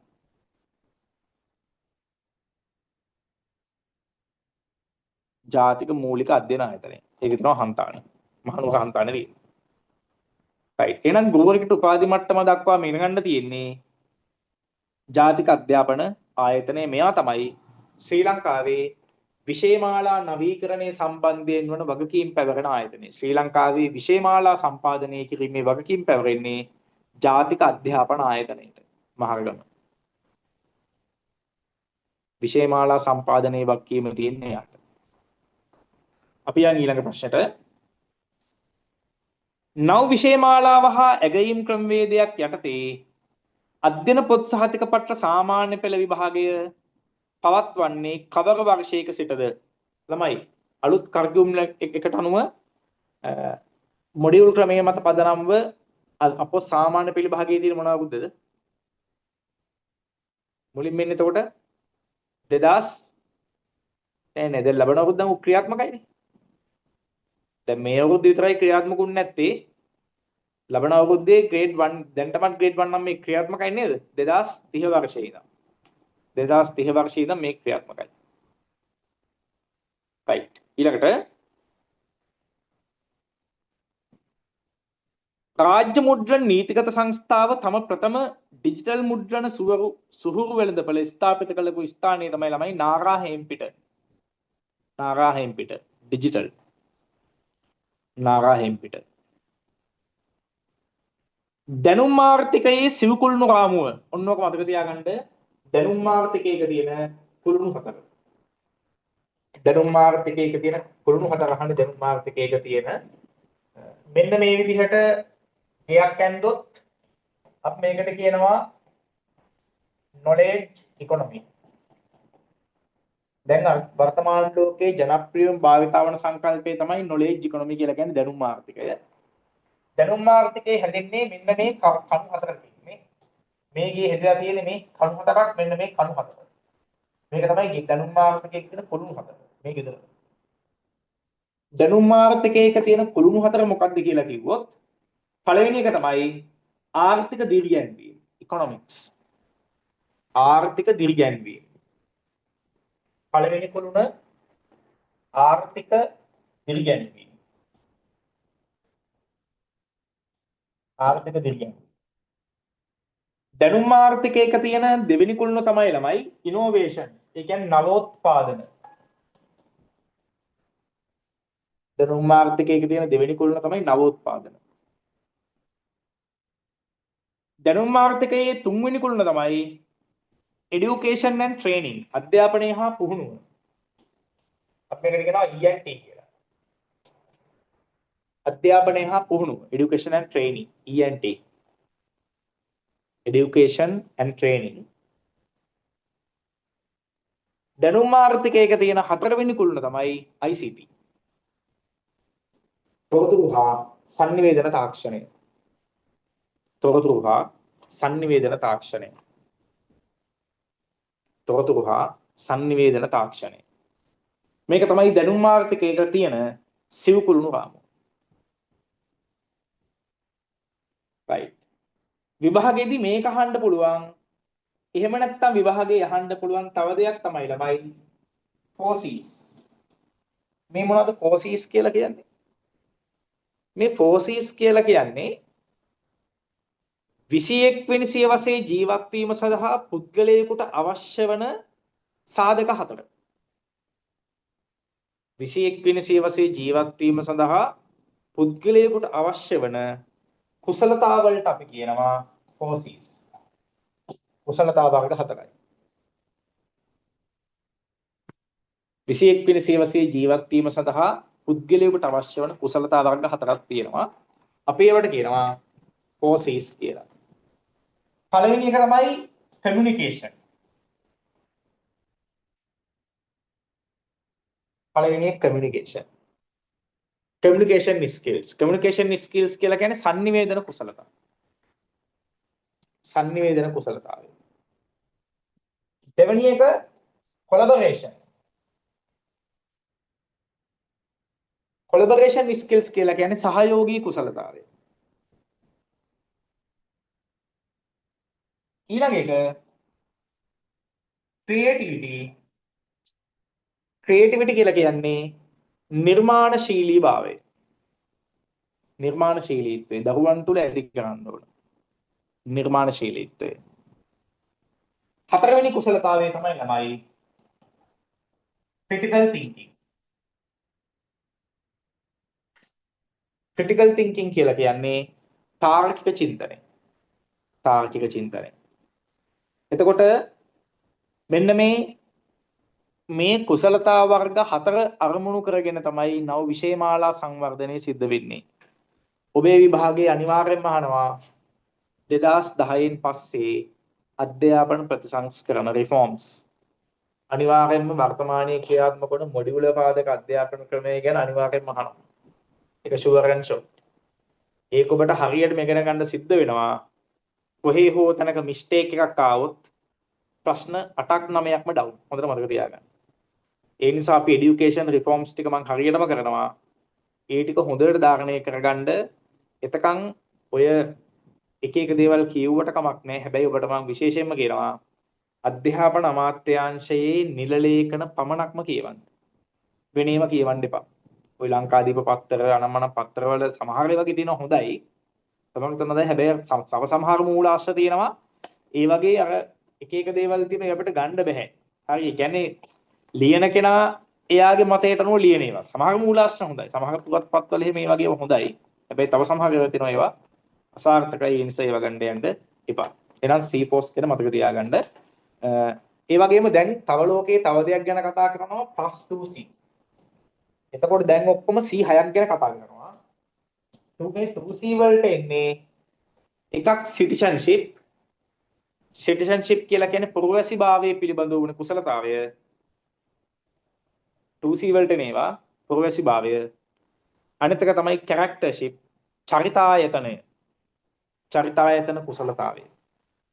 චරිතායතනය හා පුරවැසිභාවය. ඔය තමයි 2C වලට එන්නේ. දැන් උදාහරණයක් විදිහට මෙහෙම හිතන්න. අපිට චූටි කාලේ ඉගෙනනවා නේද ඉබ්බගේ හා වගේ කතාව. මතකද? ඉබ්බගේ හා වගේ කතාව උගන්වද්දී අපිට කියලා තියෙන්නේ කොහොමද? ඉබ්බ දිනුවා හාව පෙරදුනා. නේ? හැබැයි දැන් අලුත් විෂයමාලා යටතේ ඉබ්බ දිනුවා හාව පෙරදුනා කියලා උගන්වන්නේ. දැන් කියන්නේ ඉබ්බා හාවගේ කරේ නැගලා ගියා කියලා. කරටක් දාගෙන. හරි නේද? එහෙම වුණොත් කොලැබොරේෂන් හදන්න පුළුවන්. අපි අධ්‍යාපනයෙන් බිහි කරන්න ඕන අන්න ඒ වගේ දරුවෙක්.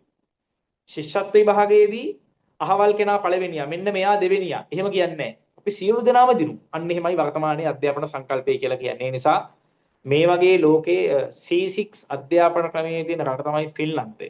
ඒවා ක්‍රියාත්මක කරනවා. ඒ නිසා ලෝකේ වඩාත් හොඳම අධ්‍යාපන ක්‍රමයේ තියෙන රට බවට පත් වෙනවා ෆින්ලන්තයේ තියෙන අධ්‍යාපන ක්‍රමය. ෆින්ලන්ඩ් এডুকেෂන් සිස්ටම් එකේ මේක තියෙනවා. කොටින්ම කිව්වොත් ෆින්ලන්තයේ පාසල් දරුවන් සඳහා ගෙදර වැඩ ලබා දෙන්නේ නැහැ. බලන්න ළමයි කොච්චරක් දුරකට නිදහසේ ඉන්නවද කියලානේ. ඒ කියන්නේ ළමයින්ට ගෙදර වැඩ දෙන්නේ නැහැ. ෆ්‍රී ක්ලාස් රූම් තියෙන නිදහස් පන්ති කාමර ක්‍රමයක්. ගෙදර වැඩ දෙන්නේ නැහැ. හැබැයි අපි ඒකට දැන් බලන්න හෙට සිකුරාදා. හෙට ගියපු ගමන් අර පහුගිය ඇරියසුත් එක්ක අල්ලන්න දෙනවා හෙට එද්දි රූපකොළ කපන් එන්න ඕන. වැවක ප්‍රධාන අංක ටික අලවන් එන්න ඕන. හරි අසාර්ථක අධ්‍යාපන ක්‍රමයක්. දෙමාපියොත් නැත්තම් අවුල් නේද? දෙමාපියොත් ඇවිල්ලා කියන මොකද? අනේ සර් පුළුවන් තරම් වැඩ දෙන්න මෙවුන් නාම්බු ටික දඟලන්න යනවා. වැවේ පයින් දෙනවනේ. ඕන් දෙමාපියන්ගේ ආකල්පය. හැබැයි ඒ වැඩි අධ්‍යාපන ක්‍රමයක් ලෝකේ නැහැ. මිනිත්තු 45යි කාලච්ඡේදයක්. එතනින් ඉවරයි. එතනින් එහාට නැහැ. ආයෙ විදියට මේ ළමයි free class room. Free class room කියලා කියන්නේ මේ පන්ති කාමරේ ඩෙස්ක් පුටු අනිවාර්ය නැහැ. හිතමුකෝ ළමයෙක්ට චිත්‍රයක් අඳින්න ඕන පන්තියේ කෙළවරේ තියෙන මේ ඔය කණුව ගාවට කොන්ක්‍රීට් කණුවට මේ පාත් වෙලා. එයා බිම ඉඳන් අදින්නේ චිත්‍රේ. ඉතින් එතකොට දරුවා ටීචර් මොකද කරන්නේ? ළමයා ගාවට ගිහලා කරටත් අද්දාගෙන ළමයාගේ පැස්ටල් කූරෙම ටීචර් චිත්‍ර අඳිනවා. බලන්න කොච්චරක් දුරකට සමයෝගී ඉගැන්වීමක්ද කියලානේ. සහයෝගී ඉගැන්වීමක්. ඔයාලා අහලා බ්ලෙන්ඩඩ් ක්ලාස් රූම් ගැන නෑනේ. හරිද? ගැලරි වෝක් සිස්ටම් ගැන ඉස්සරහට අපි කරමු. මේ ටීචින් මෙතඩ්ස් ඕවා. ඒ කියන්නේ මේ ක්‍රම ශිල්ප ඕවා තමයි ලෝකේ ක්‍රියාත්මක වෙන්නේ.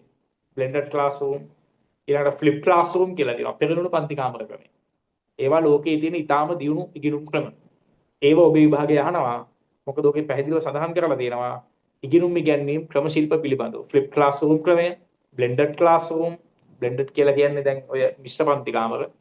ඊළඟට ඉන්ක්ලූසිව් এডুকেෂන්. ඉන්ක්ලූසිව් කියන්නේ මොකේද? අන්තර්කරණය. අන්තර්කරණ අධ්‍යාපනය. ඉන්ක්ලූසිව්. හරි ඔය ටික ඉස්සරහට ගෙන ගමු ටිකෙන් ටික මේ බේස් එක මේ දාගෙන යන්නේ හරි ඒ නිසා මේ දෙන්න නිබන්ධන ටික හරියට මැදිනේ කරගන්න කොහෙන් ගියත් කප් එක ගහලා ඉන්නේ මෙහෙන් හරි ඒක මම වගකීමෙන් කියනවා ඒක මම බය නැතුව ආඩම්බරයෙන් මම කියන දෙයක් රයිට් ඕකේ අපි කරන් ඉස්සරහට ඊළඟ ප්‍රශ්නෙන් කියනවා 21 වෙනි සියවසේ ඉල්ලුම් සපුරාලීම සඳහා ජාතික වැදගත්කමකින් යුතු ඉගෙනුම් ඵල කීයක් හඳුනාගෙන තිබේද? ඉගෙනුම් ඵල කීයක් හඳුනාගෙන තියෙනවද? ඉගෙනුම් ඵල ගාන 12යි. ඉගෙනුම් ඵල ගාන 12යි. යෝජිත අධ්‍යාපන ප්‍රතිසංස්කරණ අනුව අප සාමාන්‍ය පෙළ විභාගයේ සඳහා පිරිනමන ශ්‍රේණි ගාන ග්‍රේඩ් 6යි. ග්‍රේඩ් 6ක් දෙනවා. A B C S E W. A B C S E W. A B C S E W. දැන් E කියලා එකක් නෑ නේද? දැන් E නෑ. හැබැයි E එකක් අලුතෙන් එනවා E grade එක. A B C S E W. එතකොට මෙතන තියෙන්නේ Z score එකක්. Z score එක 0යි කියන්නේ බිඳුවේ සිට ලකුණු 24 දක්වා කියන්නේ W එක. Z score එක 0. කිසියම් ශිෂ්‍යයෙක් යම් කිසි විෂයක් සඳහා අප සාමාන්‍ය පෙළ විභාගයේදී බිඳුවේ සිට 24 දක්වා ලකුණක් ගත්තොත් එයාගේ Z score එකක් නැහැ 0. E කියලා කියන්නේ Z score එක 1 point. Z score එක 1.0. 1.0 කියන්නේ Z score එක E. 2 කියන්නේ Z score එක S එකේ. 3 කියන්නේ Z score එක 3 කියන්නේ C. Z score එක 4 කියන්නේ B. Z score එක 5 කියන්නේ කොහොමයි Z score එක? 0 1 2 3 4 5 කියලා මතක තියාගන්න. හරිනේ? එතකොට ලීසි ඈ. grades තියෙන්නේ A B C S E W. W කියන්නේ Z score නෑ 0. ඊළඟට 1 2 3 4 5 මතක තියාගන්න. එතකොට ඔක වරදින්නේ නෑ. හරි? මේ විදිහට තමයි අධ්‍යයන පොත් සහතික පත්‍ර සාමාන්‍ය පෙළ විභාගයේදී අදාළ ලකුණු සඳහා Z score ගන්නේ කරන්නේ. ඒත් එක්කම ජාතික පාසල් විභාගයකදී මේක ඇහුවා මේ ප්‍රශ්නය Z score ඒ කියන්නේ මේ Z තාරා කිරීම ගන්නේ කිරීමේදී ඒ කියන්නේ Z score එක හදනවනේ ඒක හදද්දී භාවිතා කරන පරිමාණ වර්ග දෙක මොකක්ද ළමයි Z score එකට භාවිතා කරන ස්කේල් එක කාගේ පරිමාණ දෙකකට පාවිච්චි කරන්නේ ඔයාලා දන්නවා හල්ගේ සහ මැකොල්ගේ. හල් මැකොල්. මෙන්න මේ හල් මැකොල් පරිමාණය අනුව තමයි ඉසඩ් ඩිස්කෝ ගණනය කිරීම කරන්නේ. හල් මැකොල්. හල් මැකොල්. හල් පරිමාණය සහ මැකොල් පරිමාණය ස්කේල් නේ. හල් ස්කේල්. ස්කේල් කියන්නේ පරිමාණය. අනිත් එක මැකොල් ස්කේල්. හල් පරිමාණය සහ මැකොල් පරිමාණය. මේක ලේසි ඉසඩ් ඩිස්කෝ ගණනය කරද්දී. අපි IQ පේපර් එකේ ප්‍රශ්නයකට එකක් ගණනය කරමු. මොකද ජාතික පාසල් විභාගයක IQ ගැටලුවක් මෙහෙම ආවා. උදාහරණයක් PQRS TUV කියලා ඉන්නවා ළමයි කිහිපයක්. මෙන්න මේ ළමයි ටික හදාගන්න විෂයන් තමයි ගණිතය, විද්‍යාව, ඉංග්‍රීසි, ඉතිහාසය, සෞඛ්‍යය. උදාහරණයක් මම මේ කියන්නේ. ගණිතය සඳහා ලකුණු 78යි, ඉංග්‍රීසි සඳහා ලකුණු 50යි, සෞඛ්‍ය සඳහා ලකුණු 70යි. එහෙනම් මේ විෂයන් තුනට දාලා ඉසෙඩ් ඩිස්කෝ එක හදන්න හල් පරිමාණයට අනුව. හරි ලේසි එක. පොඩි ගණිත කර්මයක් තියෙන්නේ ආදේශනයක්. අපි ඒක කරමු IQ පේපර් එකේ සාකච්ඡා කරන දවසට. හරි එහෙනම් මේ ස්කේල් එක මොකද්ද? හල් සහ මැකොල්. මේ පරිමාණය අනුව තමයි ඉසඩ් ඩිස්කෝ ගණනය කිරීම සිද්ධ වෙන්නේ. ඉසඩ් ලකුණු. ඊළඟ ප්‍රශ්නට අපි යන්. ශ්‍රී ලංකාවේ බන්ධනාගාර පාසල පිහිටා ඇති ස්ථානය කොහෙ ළමයි ලංකාවේ බන්ධනාගාර පාසල? කොහෙද ඔක තියෙන්නේ? හෝමාගම වටරැක. හෝමාගම වටරැක තියෙනවා ලංකාවේ බන්ධනාගාර පාසල. හෝමාගම වටරැක. හෝමාගම වටරැක සුවිනීත පාසල. ඕක තමයි ලංකාවේ බන්ධනාගාර පාසල. සුනීත පාසල. අප ප්‍රාර්ථනා කරුනේ දුවාල් ටිකේ පත්වීමක් ලැබෙන්නම කියලා අනිවාර්යයෙන්. බන්ධනාගාර පාසලේ හොඳයි ළමයි. දරුවා කාගේ දෙනව කාගේ වුවද දරුවෙකි නේ. එහෙමනේ අපි අධ්‍යාපනය අපි තීරණය කරලා තියෙන්නේ. ළමයා කාගේ දෙන මේ කාගේ වුණත් දරුවෙක්. ඊළඟ ප්‍රශ්නෙට ජාතික අධ්‍යාපන කොමිෂන් සභාව පිහිටු වර්ෂය මේක පිහිටුවන්නේ 1991 අංක 19. 1991 අංක 19. STEM යනු කුමක්ද? STEM කියලා කියන්නේ science, technology, engineering and maths. ඒකට තමයි STEM subjects කියලා කියන්නේ. science කියන්නේ විද්‍යාව, T කියන්නේ technology, තාක්ෂණය, E කියන්නේ engineering, ඉංජිනේරු විද්‍යාව, M කියන්නේ mathematics, ගණිතය, STEM. හැබැයි දැන් නම් සලකන්නේ STEM නෙමෙයි ළමයි. දැන් නම් සලකන්නේ STEMA.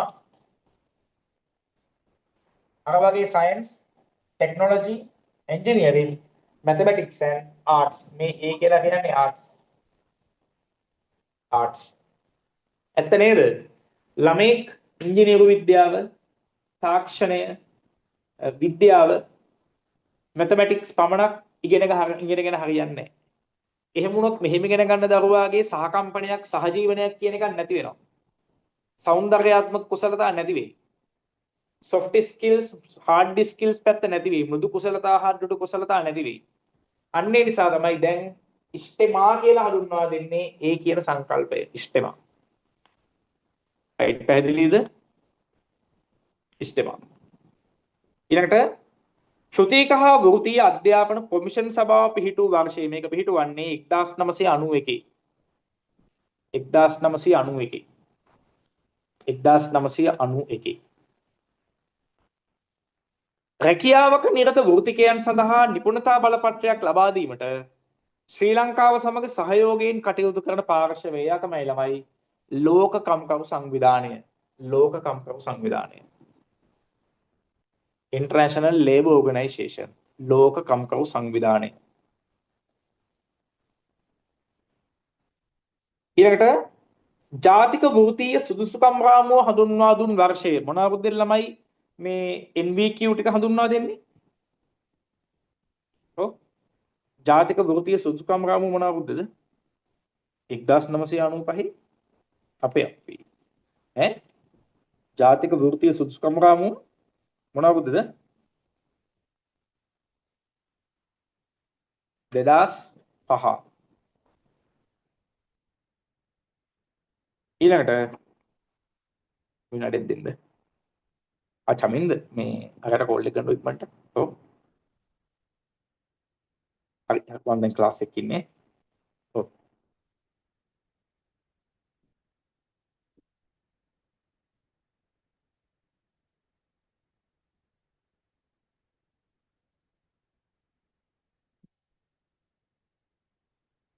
හරි අපි කරන් යන්න ළමයි. අපි යන් ඊළඟ ප්‍රශ්නෙට.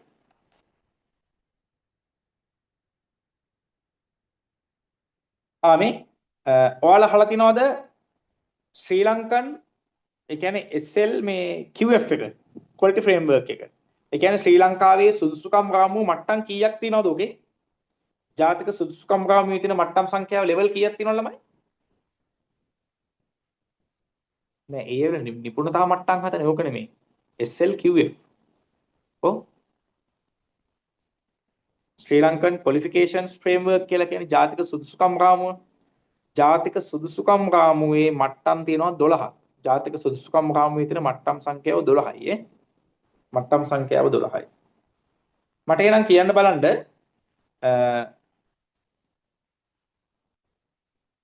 බැචලර්ස් හොනර්ස් කියලා අපි කියන්නේ.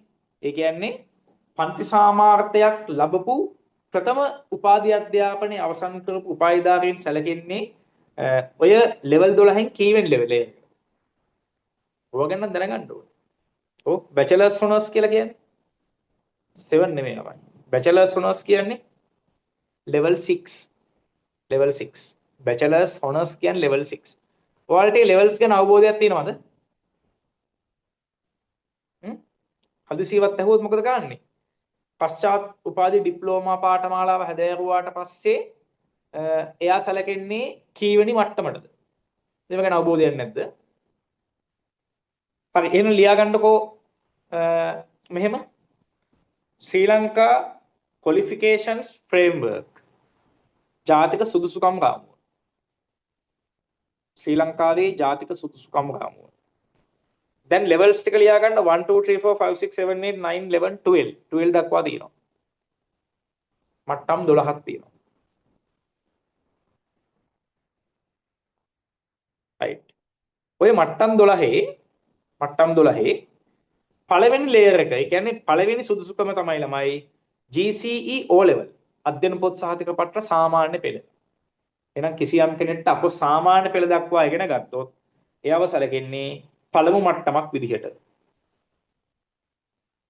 right? ශ්‍රී ලංකන් qualification framework. එතකොට ඕන දැන් බලා ගන්න පුළුවන් ඔයා ඉන්නේ මොන මට්ටමේද කියලා නේ. layer එක බලාගත්ත හැකි. එහෙනම් දැන් මෙතන ඉන්න සියලු දෙනාම පළවෙනි මට්ටම පහු කරලා. දෙවෙනි එක කියලා කියන්නේ A level. A level. ඒක level 2. level 3 කියලා කියන්නේ ඩිප්ලෝමා. අපි ඩිප්ලෝමා කරලා තියෙන ඕන තරන්නේ ඉංග්‍රීසි ඩිප්ලෝමා අන්න එතකොට යා qualification framework එකේ level 3. level 4 කියලා කියන්නේ higher diploma. උසස් ඩිප්ලෝමා.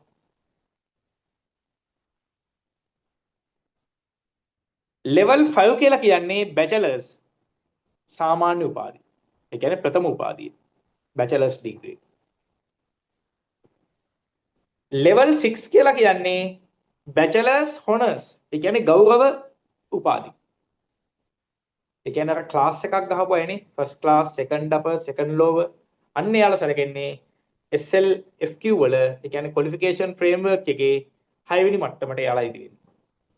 7 වෙනි මට්ටම කියලා කියන්නේ post graduate certificate.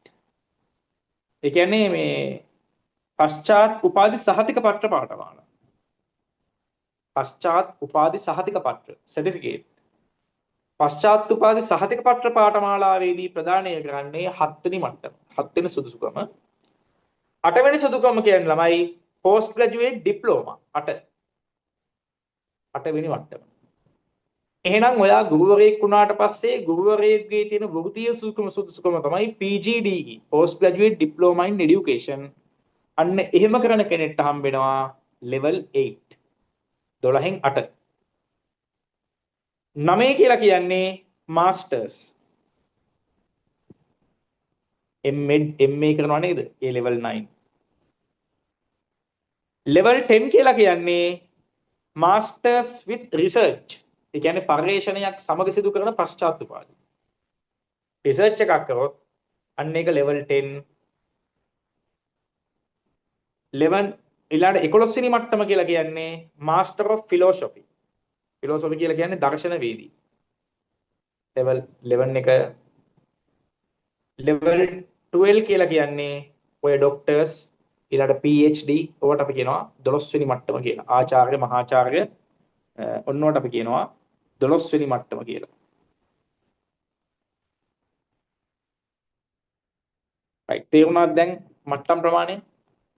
හරි. දැන් ඕකෙන් ඔයා ඉන්නේ මොන මට්ටමද? ඔව් 11. 11 නම් හොඳයිනේ. ඔව්.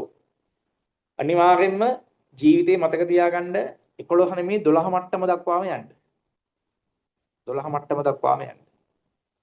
හරි. ඒ කියන්නේ ජීවිතේ ඇත්තෙක් ඉගෙන ගන්න. right very good.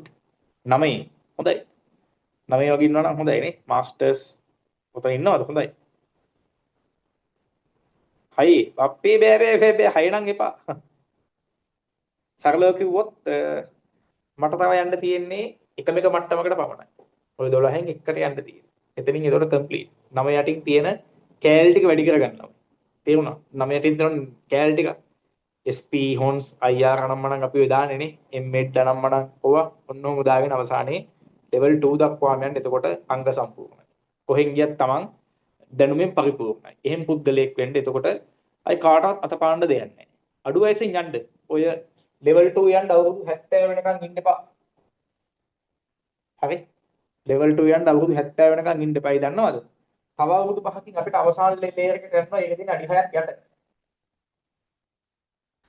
අවුරුදු 70න් උඩම ලේයර් එකට යන්න එපා. තව අවුරුදු 5කින් අපිට අඩි 6ක් ඊළඟ ලේයර් එකට යන්න තියෙනවා. හරි? ඒ නිසා අඩු වයසින් ඔම සම්පූර්ණ කරගන්න. දැන් මෙතන ඉන්නවනේ ඊයේ පෙරේදා විශ්වවිද්‍යාලයෙන් අවුට් වෙච්ච කට්ටියනේ. එයාලා අනිවාර්යයෙන්ම ඔතෙන්ට යන්න. right. අපි යන් ඉස්සරහට ඊළඟ ප්‍රශ්නෙන් කියනවා. දැන් වීඩියෝ ටික ඕෆ් කරගෙන ඉන්නේ නේ. මට පේන්නේ දැන් අර හෙට වැඩට යන්න සාරි මදිනවා ඇති නේද? වීඩියෝ ඕෆ් කරගෙන. ඒක නේද හුඟක් අය කරන්නේ. වීඩියෝ එක ඕෆ් කරගත්තා. හෙට වැඩට යන්න සාරි මදිනවා. එහෙම නැත්නම් කම්මැලිකමක් ආවා. ඇඳට ගියා. හෙඩ්සෙට් එක කනේ ගහගත්තා. නිදාගෙන ඉන්නවා. අවසානයේ තව චුට්ටකින් දානවා. අනේ 15ට උත්තරේ කියන්නකෝ. මොකද්ද සර් කිව්වේ? ඕම මොකක්ද දානවා. එයාට නිින්ද ගිහිල්ලා හැරුණාට පස්සේ. එහෙම නැත්නම් තව දානවා. 12ට මැසේජ් දානවා. සර් අනේ කරුණාකරලා රෙකෝඩින් එක දැම්ම දාන්නකෝ. ඒ මොකද මෙච්චර වෙලා නිදාගෙන උන් දැහැගුණේ රෑ 11ට විතර. අන් ඒ වගේ අසිහියෙන් ඉන්න බෑ මේ පන්ති වල ඈ. ඒවට වෙන ඔප්ෂන් වල. මේ වගේ නම් බෑ මේ වගේ යකා කඩාගත්තා වගේ වැඩ කරන්න ඕනේ. ඔව් සමහරව ඉන්නවා. බබා නිදි කරන ගමනුත් ඉන්නවා. පොඩි එකාට කවණ ගමනුත් ඉන්නවා. ඒ ඉතින් හෙට වැඩ කරන දවසන්නේ වීඩියෝ ඔෆ් කරගත්ත වැඩ ඔක්කොම කරා. ඒ නිසා ඔන්ලයින් පන්තියේ මට අනුව නම් බහුකාර්ය සංවර්ධන යෝජනා කරනවා. වැඩ ගොඩාක් කරගන්න පුළුවන් ඒක තමයි. ඉගෙන ගන්න ගමන් උයන්න පුළුවන් නේ. උයන ගමන් කන්න පුළුවන්. කන ගමන් තේ බොන්න පුළුවන්. ඕන්න නාන්නත් පුළුවන්. සාරි මදින්න පුළුවන් නේද? ඕන්නම් බයික් එක එලවන්නත් පුළුවන්. ස්කූටි රවුමක් දාලා එන්නත් පුළුවන්. එක එක දේවල්. එහෙම කරලා නම් අහුවෙන්න බැරි පන්ති. හරි අපි ඊළඟ ප්‍රශ්නෙට ඊළඟ ප්‍රශ්නෙන් කියනවා කාලක් දෙනවලු. ඔව් මම දන්නවා අය මොනවද? රයිට් අපි ඊළඟ ඊළඟ ප්‍රශ්නෙට ඊළඟ ප්‍රශ්නෙන් කියනවා ශ්‍රී ලංකාවේ ඇති රාජ්‍ය විශ්වවිද්‍යාල ගාන ශ්‍රී ලංකාවේ රාජ්‍ය විශ්වවිද්‍යාල කීයක් තියෙනවද?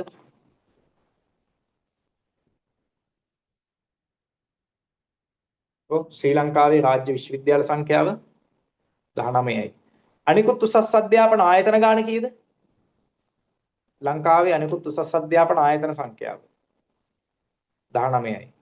ශ්‍රී ලංකාවේ විද්‍යාපීඨ ජාතික අධ්‍යාපන විද්‍යාපීඨ සංඛ්‍යාව 20යි. 20 කොහෙද ස්ථාපිත වුනේ? 20 වෙනි අධ්‍යාපන විද්‍යාපීඨය කොහෙද ලංකාවේ? 20 කොහෙද තියෙන්නේ? ත්‍රිකුණාමලේ නෑ. කුලියාපිටිය. ලංකාවේ 20 වෙනි අධ්‍යාපන විද්‍යාපීඨය කුලියාපිටිය. ළමයි ලංකාවේ විද්‍යාපීඨ ඒ කියන්නේ ජාතික අධ්‍යාපන ශික්ෂණවේදී ඩිප්ලෝමා සහතිකය දෙනවනේ. අන්නේ පීඨ සහතිකය දෙන්නේ මොන ආයතනයෙන්ද? ජාතික අධ්‍යාපන ආයතනයේ. ජාතික අධ්‍යාපනයෙන් තමයි දෙන්නේ ජාතික ශික්ෂණවේදී ඩිප්ලෝමා පාඨමාලා සහතිකය. 24ට කිව්වේ නෑලු. අපි 24ට කිව්ව දැක්කද? ඔය වෙන 80 වල ඉඳලා තියෙන. 24 කිව්වේ නැද්ද? 2005 ඔක හඳුන්වා දුන්නා කියලා. අවධානයෙන් ඉන්න ඕන. ගයිඩ් අපි අපේ ප්‍රශ්නාංක 29ට ශ්‍රී ලංකාවේ ඇති අනිකුත් උසස් අධ්‍යාපන ආයතන සංඛ්‍යාව 19යි. ශ්‍රී ලංකාවේ නාවක අධ්‍යාපන මධ්‍යස්ථානයක් පිහිටුවීමට යෝජිත විශ්වවිද්‍යාලය රුහුණු විශ්වවිද්‍යාලය රුහුණ. එහෙනම් මට කියන්න බලන්න රවීන්ද්‍රනාත් tagore කලාගාරයේ පිහිටි ලංකාවේ විශ්වවිද්‍යාලය කොහෙද තියෙන්නේ? ලංකාවේ රවීන්ද්‍රනාත් tagore කලාගාරයේ තියෙන විශ්වවිද්‍යාලය කොහෙද?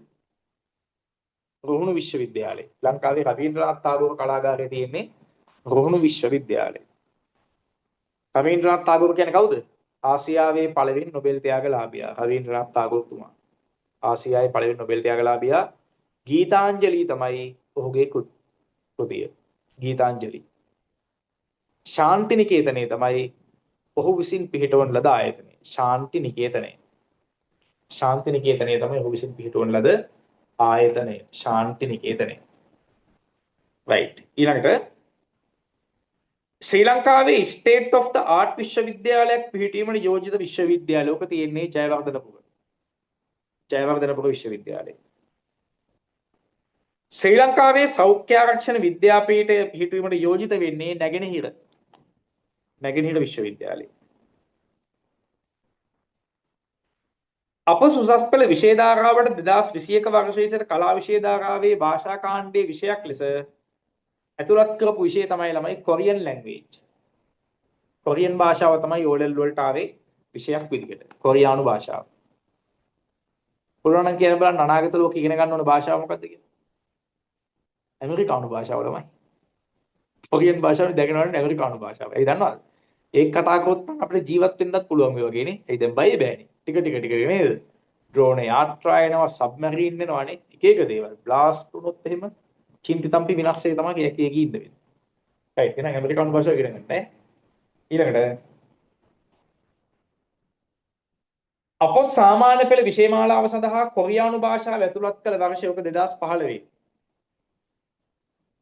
හුෂාන් එක රතිඤ්ඤයි දාටදී 2015. 2020 වර්ෂයේ බලපෑ ඔංග පොඩක් හයිලයිට් කරගන්න ඔය ප්‍රශ්න. ප්‍රශ්නාංක 35.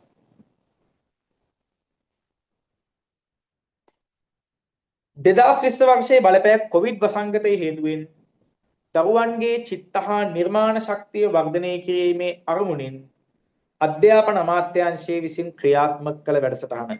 කොවිඩ් කාලයේ ළමයින්ට කිව්වා ගෙදර ඉඳන් Tamanගේ කැමති සිතුවිලි ලියන්න කියලා. ඒ පොත මොකද්ද? ඔව්. ඒ පොත තමයි ළමයි රටක් වටින පොතක්. රටක් වටින පොතක්. ඕක තමයි අධ්‍යාපන අමාත්‍යාංශය ආරම්භ කරපු වැඩපිළිවෙල. රටක් වටින පොතක්. රටක් වටින පොතක්. එහෙනම් ඔය කොවිඩ් වසංගත සමයේදී දරුවන්ට ඉගැන්වීමට අධ්‍යාපන අමාත්‍යාංශය විසින් ආරම්භ කළ රූපවාහිනී නාලිකාව මොකක්ද? අධ්‍යාපන අමාත්‍යාංශය ආරම්භ කරපු රූපවාහිනී නාලිකාව තමයි ළමයි ගුරු ගෙදර අධ්‍යාපන වැඩසටහන. ගුරු ගෙදර අධ්‍යාපන වැඩසටහන. ශ්‍රී ලංකාවේ ජාතික පාසල් කොපමණ ප්‍රමාණයක් දක්වා ඉහළ නැංවීමට අපේක්ෂිත ජාතික පාසල් සංඛ්‍යාව 1000යි. ජාතික පාසල් 1000ක් ගොඩනගනවා. මුල් ළමාවියට ඇතුළත් වන වයස් කාණ්ඩය අවුරුදු කීය දක්වාද මුල් ළමාවියට? 3-5. අවුරුදු 5 දක්වා තමයි මුල් ළමාවියට ඇතුළත් වෙන්නේ. පාසල් සංවර්ධන සමිතියක සභාපතිවරයා කවුද ළමයි පාසල් සංවර්ධන සභාපති වෙන්නේ? විදුහල්පතිවරයා. ඒක මතක තියාගන්න. පාසල් සංවර්ධන සමිතියේ වාර්ෂික මහා සභා රැස්වීම කවර දිනට පෙර පැවැත්විය යුතුද? වාර්ෂික මහා සභා රැස්වීම මාර්තු 31 වෙනි දිනට පෙර අනිවාර්යයෙන්ම පැවැත්විය යුතුයි වාර්ෂික මහා සභා රැස්වීම. එතකොට ඔබ දැනටමත් රජයේ පාසල්වල සේවය කරන යම් තනතුරක් දරන කෙනෙකු නම් මාර්තු 31කට පෙර අනිවාර්යයෙන් විදුහල්පතිවරු විසින් පාසල් සංවර්ධන සමිතියේ මහා සභා රැස්වීම කැඳවනු ඇත. මාර්තු 31. එහෙනම් සභාපති වෙන්නේ විදුහල්පතිවරයා නම් පාසල් සංවර්ධන සමිතියේ ලේකම් වෙන්නේ කවුද? දෙමාපියන්ගෙන් එකයි. එයා තමයි ලේකම් වෙන්නේ. පාසල් සංවර්ධන සමිතියේ භාණ්ඩාගාරික තනතුරට පත් කරන්නේ ආචාර්ය මණ්ඩලයේ කෙනෙක්. අධ්‍යයන කාර්ය මණ්ඩලයේ කෙනෙක් තමයි පාසල් සංවර්ධන සමිතියේ භාණ්ඩාගාරික තනතුරට පත් වෙන්නේ. 37 කිව්වනේ ළමයි. 37 කිව්ව මුල් ළමාවිය ගැන. ඊළඟට පාසල් සංවර්ධන කමිටුවේ නිල කාලය. පාසල් සංවර්ධන කමිටුවේ නිල කාලය කීයද? වසර 2යි. අවුරුදු 2යි. කමිටුවක නිල කාලය වසර 2යි. පාසල් සංවර්ධන සමිතියක අවම සමාජික ගාස්තුව හා උපරිම සමාජික ගාස්තුව කීයද අවම ගාස්තුව? අවමය රුපියල් 50යි උපරිමය රුපියල් 600යි. අවමේ 50යි උපරිමය රුපියල් 600යි. එහෙනම් මේ පහසුකම් හා සේවා ගාස්තුව කීයද? අය කරන්න පුළුවන් අවම ගාන උපරිම ගානයි. කියලා මේ පහසුකම් හා සේවා ගාස්තුව. ඔව් රුපියල් කීයද? ඔව් 5යි රුපියල් 60යි. 5යි 60යි අය කරන්න පුළුවන්. ඊළඟට පාසල් සංවර්ධන කමිටුවක ලේකම්වරයා ලෙස සැලකෙන්නේ කවුද? දෙමාපියෙක්. දෙමාපියෙක් තමයි ලේකම් තනතුරට පත් කරන්නේ. ළමා ලේකම් කාර්යාලය ස්ථාපිත කරපු වර්ෂය. ළමා ලේකම් කාර්යාලය මොන අවුරුද්දද? 1979. ළමා ලේකම් කාර්යාලය 1979 ළමා ලේකම් කාර්යාලය. ශ්‍රී ලංකාවේ පෙර පාසල් අධීක්ෂණය කිරීම හා නියාමනය කිරීමේ වගකීම් පැවරී ඇත්තේ කාටද? ළමයි ලංකාවේ පෙර පාසල් අධීක්ෂණය හා නියාමනය කවුරු සිද්ධ කරන්නේ? පළාත් සභා. ඒ කියන්නේ පළාත් පාලන ආයතන. පළාත් පාලන ආයතන වලට පැවරිලා තියෙන්නේ. මහනගර සභා, නගර සභා සහ ප්‍රාදේශ සභා විසින් මේවා නියාමනයන් හා අධීක්ෂණයන් ලක් කරනවා. ශ්‍රී ලංකාවේ පෙර පාසල් යන වයසේ ළමයින් ලෙස සැලකෙන වයස් කාණ්ඩය. පෙර පාසල් යන ළමයි. ඔව්. අවුරුදු 3-5. 3-5 ළමයි ලංකාවේ පෙර පාසල් යන වයසේ ළමයින් ලෙස සැලකෙනවා. වර්තමානයේ නම් වැඩිහිටි ශිෂ්‍යයන්ද එලෙසින්ම. ඒ දන්නවද? මම දානවා මේ අනේ ළමයි ලින්ක් එක දාන්නේ 8:00කට කියලා. මැසේජ් දානවා. කෝසර් තාම ලින්ක් නෑනේ. ඉතින් දාලා තියෙනවනේ ඉතින් 8:00කට දානවා කියලා ඒක දානවනේ වගේ. අද පන්තිය පැවැත්වේ ආය අහනවා සර් අද පන්ති තියෙනවද? ඒතකොට මං අහනවා නෑ කියලා කවුරු හරි කිව්වද කියලා. මැසේජ් එක දානවනේ. අද උගන්වන්නේ අධ්‍යාපන සාමාන්‍ය දෙන්නේ. මහනවා සර් අද කරන්නේ මොනවද? ඒතකොට මං උත්තර දෙනවා. චිත්‍ර, නැටුම්, භූගෝල විද්‍යාව, පෙරදිග සංගීතය, අපරදිග සාහිත්‍ය, බටහිර සංස්කෘතිය උවත් කියලා කියනවා. ඇයි? අර 80. රෙසිට් පත එවෙයි යුත්තේ මෙම අංකයට පමණි හයිලයිට් කරලා තියෙනවා. අනේ ළමයි අපේ කිරියම් මටත් එවනවා. උන්දේ WhatsApp තිබ්බොත් උන්දටත් එවනවා. WhatsApp මේ කෝල් ගන්න පුළුවන් නම් අපේ අත්තටත් ගන්නවා. ඒ කියන්නේ ආය ඔන්ලයින් නම් ඉන්න බෑ. එක දිගට දානවා. ඒවට දාන්න එපා. ඇයි? පෙර පාසල් යන වයසේ ළමයින් ලෙස සැලකෙන වයස් සීමාව. දැන් නම් වැඩිහිටි ශිෂ්‍යයෝ රයිට් 3-5 අවධානය සඳහා දුවේ හිතන්න ඕන දෙයක් ඊළඟ ප්‍රශ්නේ එක්සත් ජාතීන්ගේ පද්ධතියට ඇතුළත් බොහෝ රටවල ප්‍රාථමික අධ්‍යාපනයේ නාවරණය වන්නේ කිනම් වයස් කාණ්ඩයක දරුවන්ගේ අවශ්‍යතාවද? ළමයි ප්‍රාථමික අධ්‍යාපනයෙන් ආවරණය වෙන්නේ 5-9 දරුවන්ගේ අවශ්‍යතාව. අවුරුදු 5-9 ප්‍රාථමික අධ්‍යාපනය. අවුරුදු 5-9. අධ්‍යාපන ශාස්ත්‍රයේ තුල සාකච්ඡා කරන ප්‍රගාමී විශ්වවාදය යනු කුමක්ද? මං කිව්වා නේද? දුප්පත් ළමයින්ට ඉගිල්ලෙන්න තියෙන අත්තට තමයි අධ්‍යාපනය කියලා. ඔන්න ඔකට අපි කියනවා ප්‍රගාමී විශ්වවාදය කියලා. එහෙනම් අපි ලියමු උත්තරේ. දිලිඳු හා අපහසුතා වලින් පෙළෙන ජනගහණයට දිලිඳු හා අපහසුතා වලින් පෙළෙන ජනගහණයට අවශ්‍ය ගුණාත්මක අධ්‍යාපනය ලබා දීම. අවශ්‍ය ගුණාත්මක අධ්‍යාපනය ලබා දීම. අපි යන්නේ ඒකට කියනවා ප්‍රගාමී විශ්වවාදී සංකල්පය කියලා. දිලිඳු හා අපහසුතා වලින් පෙළෙන ජනගහණයට අවශ්‍ය අධ්‍යාපනය ලබා දීම. මේකට තමයි කියන්නේ අධ්‍යාපනයේ ප්‍රගාමී විශ්වවාදී සංකල්පය කියලා. එහෙනම් මතක තියාගන්න ඕනේ යුනෙස්කෝ සංවිධානයේ හැරුණාම ප්‍රගාමී විශ්වවාදී සංකල්පයක් ක්‍රියාත්මක කරන්නට වෙනසෙනවා යුනිසෙෆ් ආයතනය. යුනිසෙෆ් කියන්නේ එක්සත් ජාතීන්ගේ හදිසි ළමා අරමුදල. යුනිසෙෆ් එක්සත් ජාතීන්ගේ හදිසි ළමා අරමුදල. යුනිසෙෆ් ආයතනය ක්‍රියාත්මක වෙනවා. right. ඊළඟ ප්‍රශ්නට අපි යන්. ඊළඟ ප්‍රශ්නෙන් කියනවා අධ්‍යාපන විද්‍යාපනත ඉදිරිපත් කරපු වර්ෂය. ඒ කියන්නේ ජාතික අධ්‍යාපන විද්‍යාපීඨ. ඔය ආරම්භ වෙන්නේ 1900 1986 අංක 30 දරන ජාතික අධ්‍යාපන විද්‍යායතන පනත 1986 අංක 30 දරන ජාතික අධ්‍යාපන විද්‍යායතන පනත. එහෙනම් ළමයි ලංකාවේ විද්‍යාපීඨවල නිර්මාතෘවරයා කවුද? ලංකාවේ විද්‍යාපීඨ අධ්‍යාපනයේ නිර්මාතෘවරයා කවුද? රනිල් වික්‍රමසිංහ. රනිල් වික්‍රමසිංහ හිටපු ජනාධිපතිතුමා. ශ්‍රී ලංකාවේ දැනට ඇති ජාතික අධ්‍යාපන විද්‍යායතන ගාන අධ්‍යාපන විද්‍යාපීඨ කීයක් තියෙනවද? 20යි. 20 වෙනි කුලිය අපිට ස්ථාපිත වුණා 19 20 වුණා.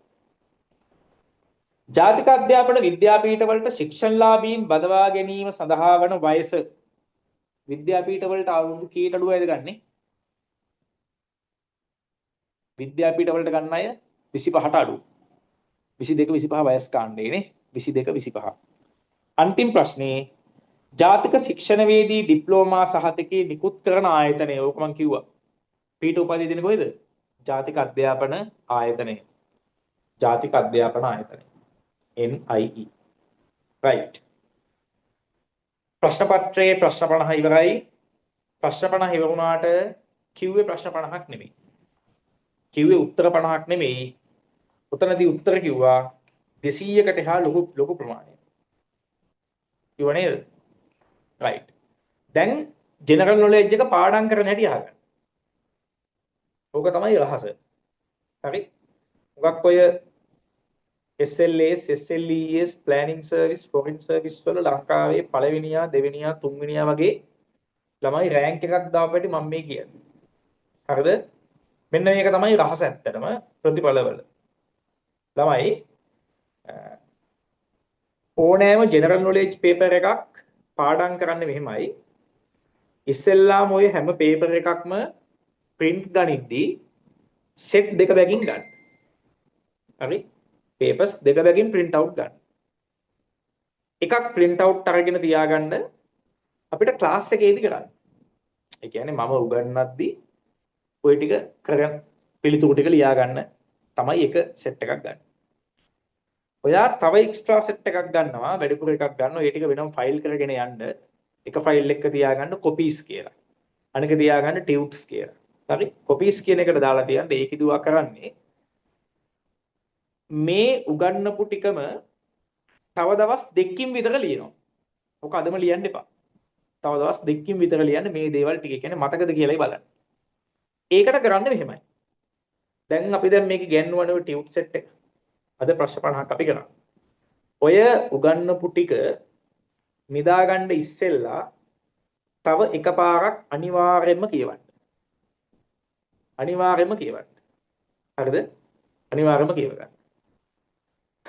සර් දාන විදිහ අනුව දෙව තව print ගන්නවලු. හොඳයි නෝ. ඒකට මම හරි කැමතියි. හරි. තව එකපාරක් අනිවාර්යයෙන්ම කියවන්න.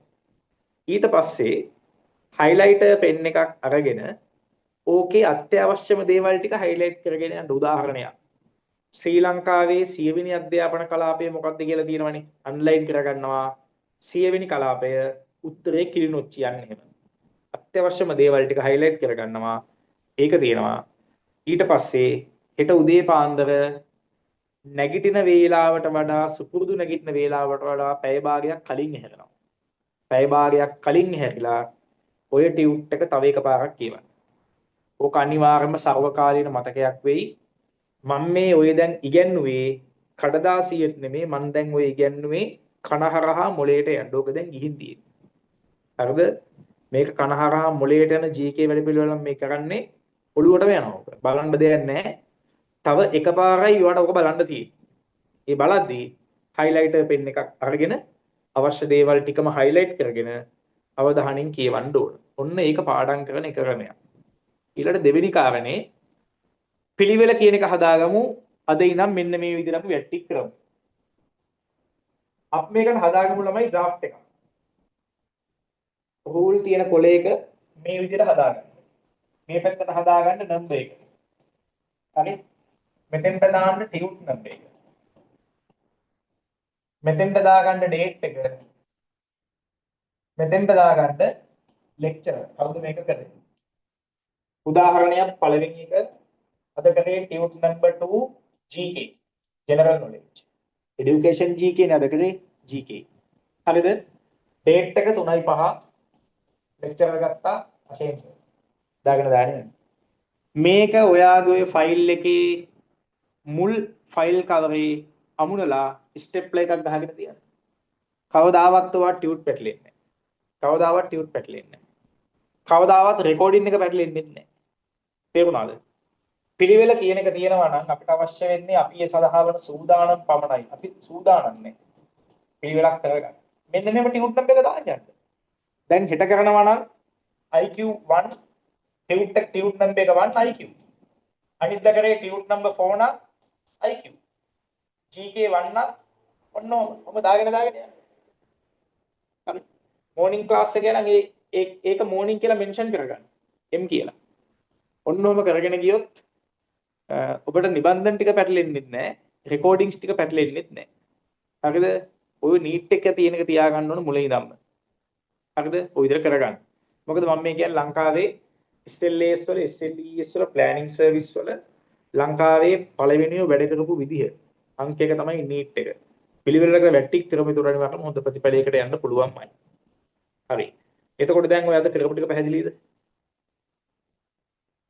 මතක තියාගන්න උත්තර 50 නෙමෙයි කියන්නේ උත්තර 200කට වඩා ඉගෙනුවා.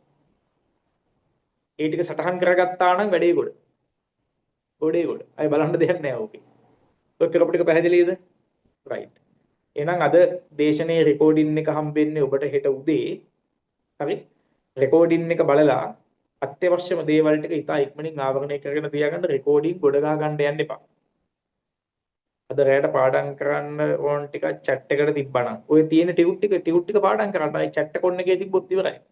chat එකේ ඔන්න එකේ තිබ්බොත් ඕකේ අහයි මේ හෙට උදේ අපි අඳින්න ඕන මොන පාට සාරියද ඕකත් අහනවා ඕකේ. එහෙම වුණොත් අය ළමයෙක්ට ටියුට් එකක් හොයාගන්න බෑනේ. ඒ කියන්නේ ඕක මම දන්න ඕකේ අහන දේවල් ලද්දකීම් වලින් කියන්නේ. හරි ඒ නිසා chat එක කොහොම තිබ්බදින් ඔයාලා ටිකක් හොඳ ළමයි වෙනකම්. හොඳ ළමයි වුණාට පස්සේ chat එක ඔන් කරලා දෙන්න. නැත්තම් බෑ ළමයි. නැත්තම් ඕක මේ ස්ට්‍රෙස් අනිත් ළමයිට. අනිත් ළමයිට ස්ට්‍රෙස් කියලා කියන්නේ මොකක්වත් නෙමෙයි.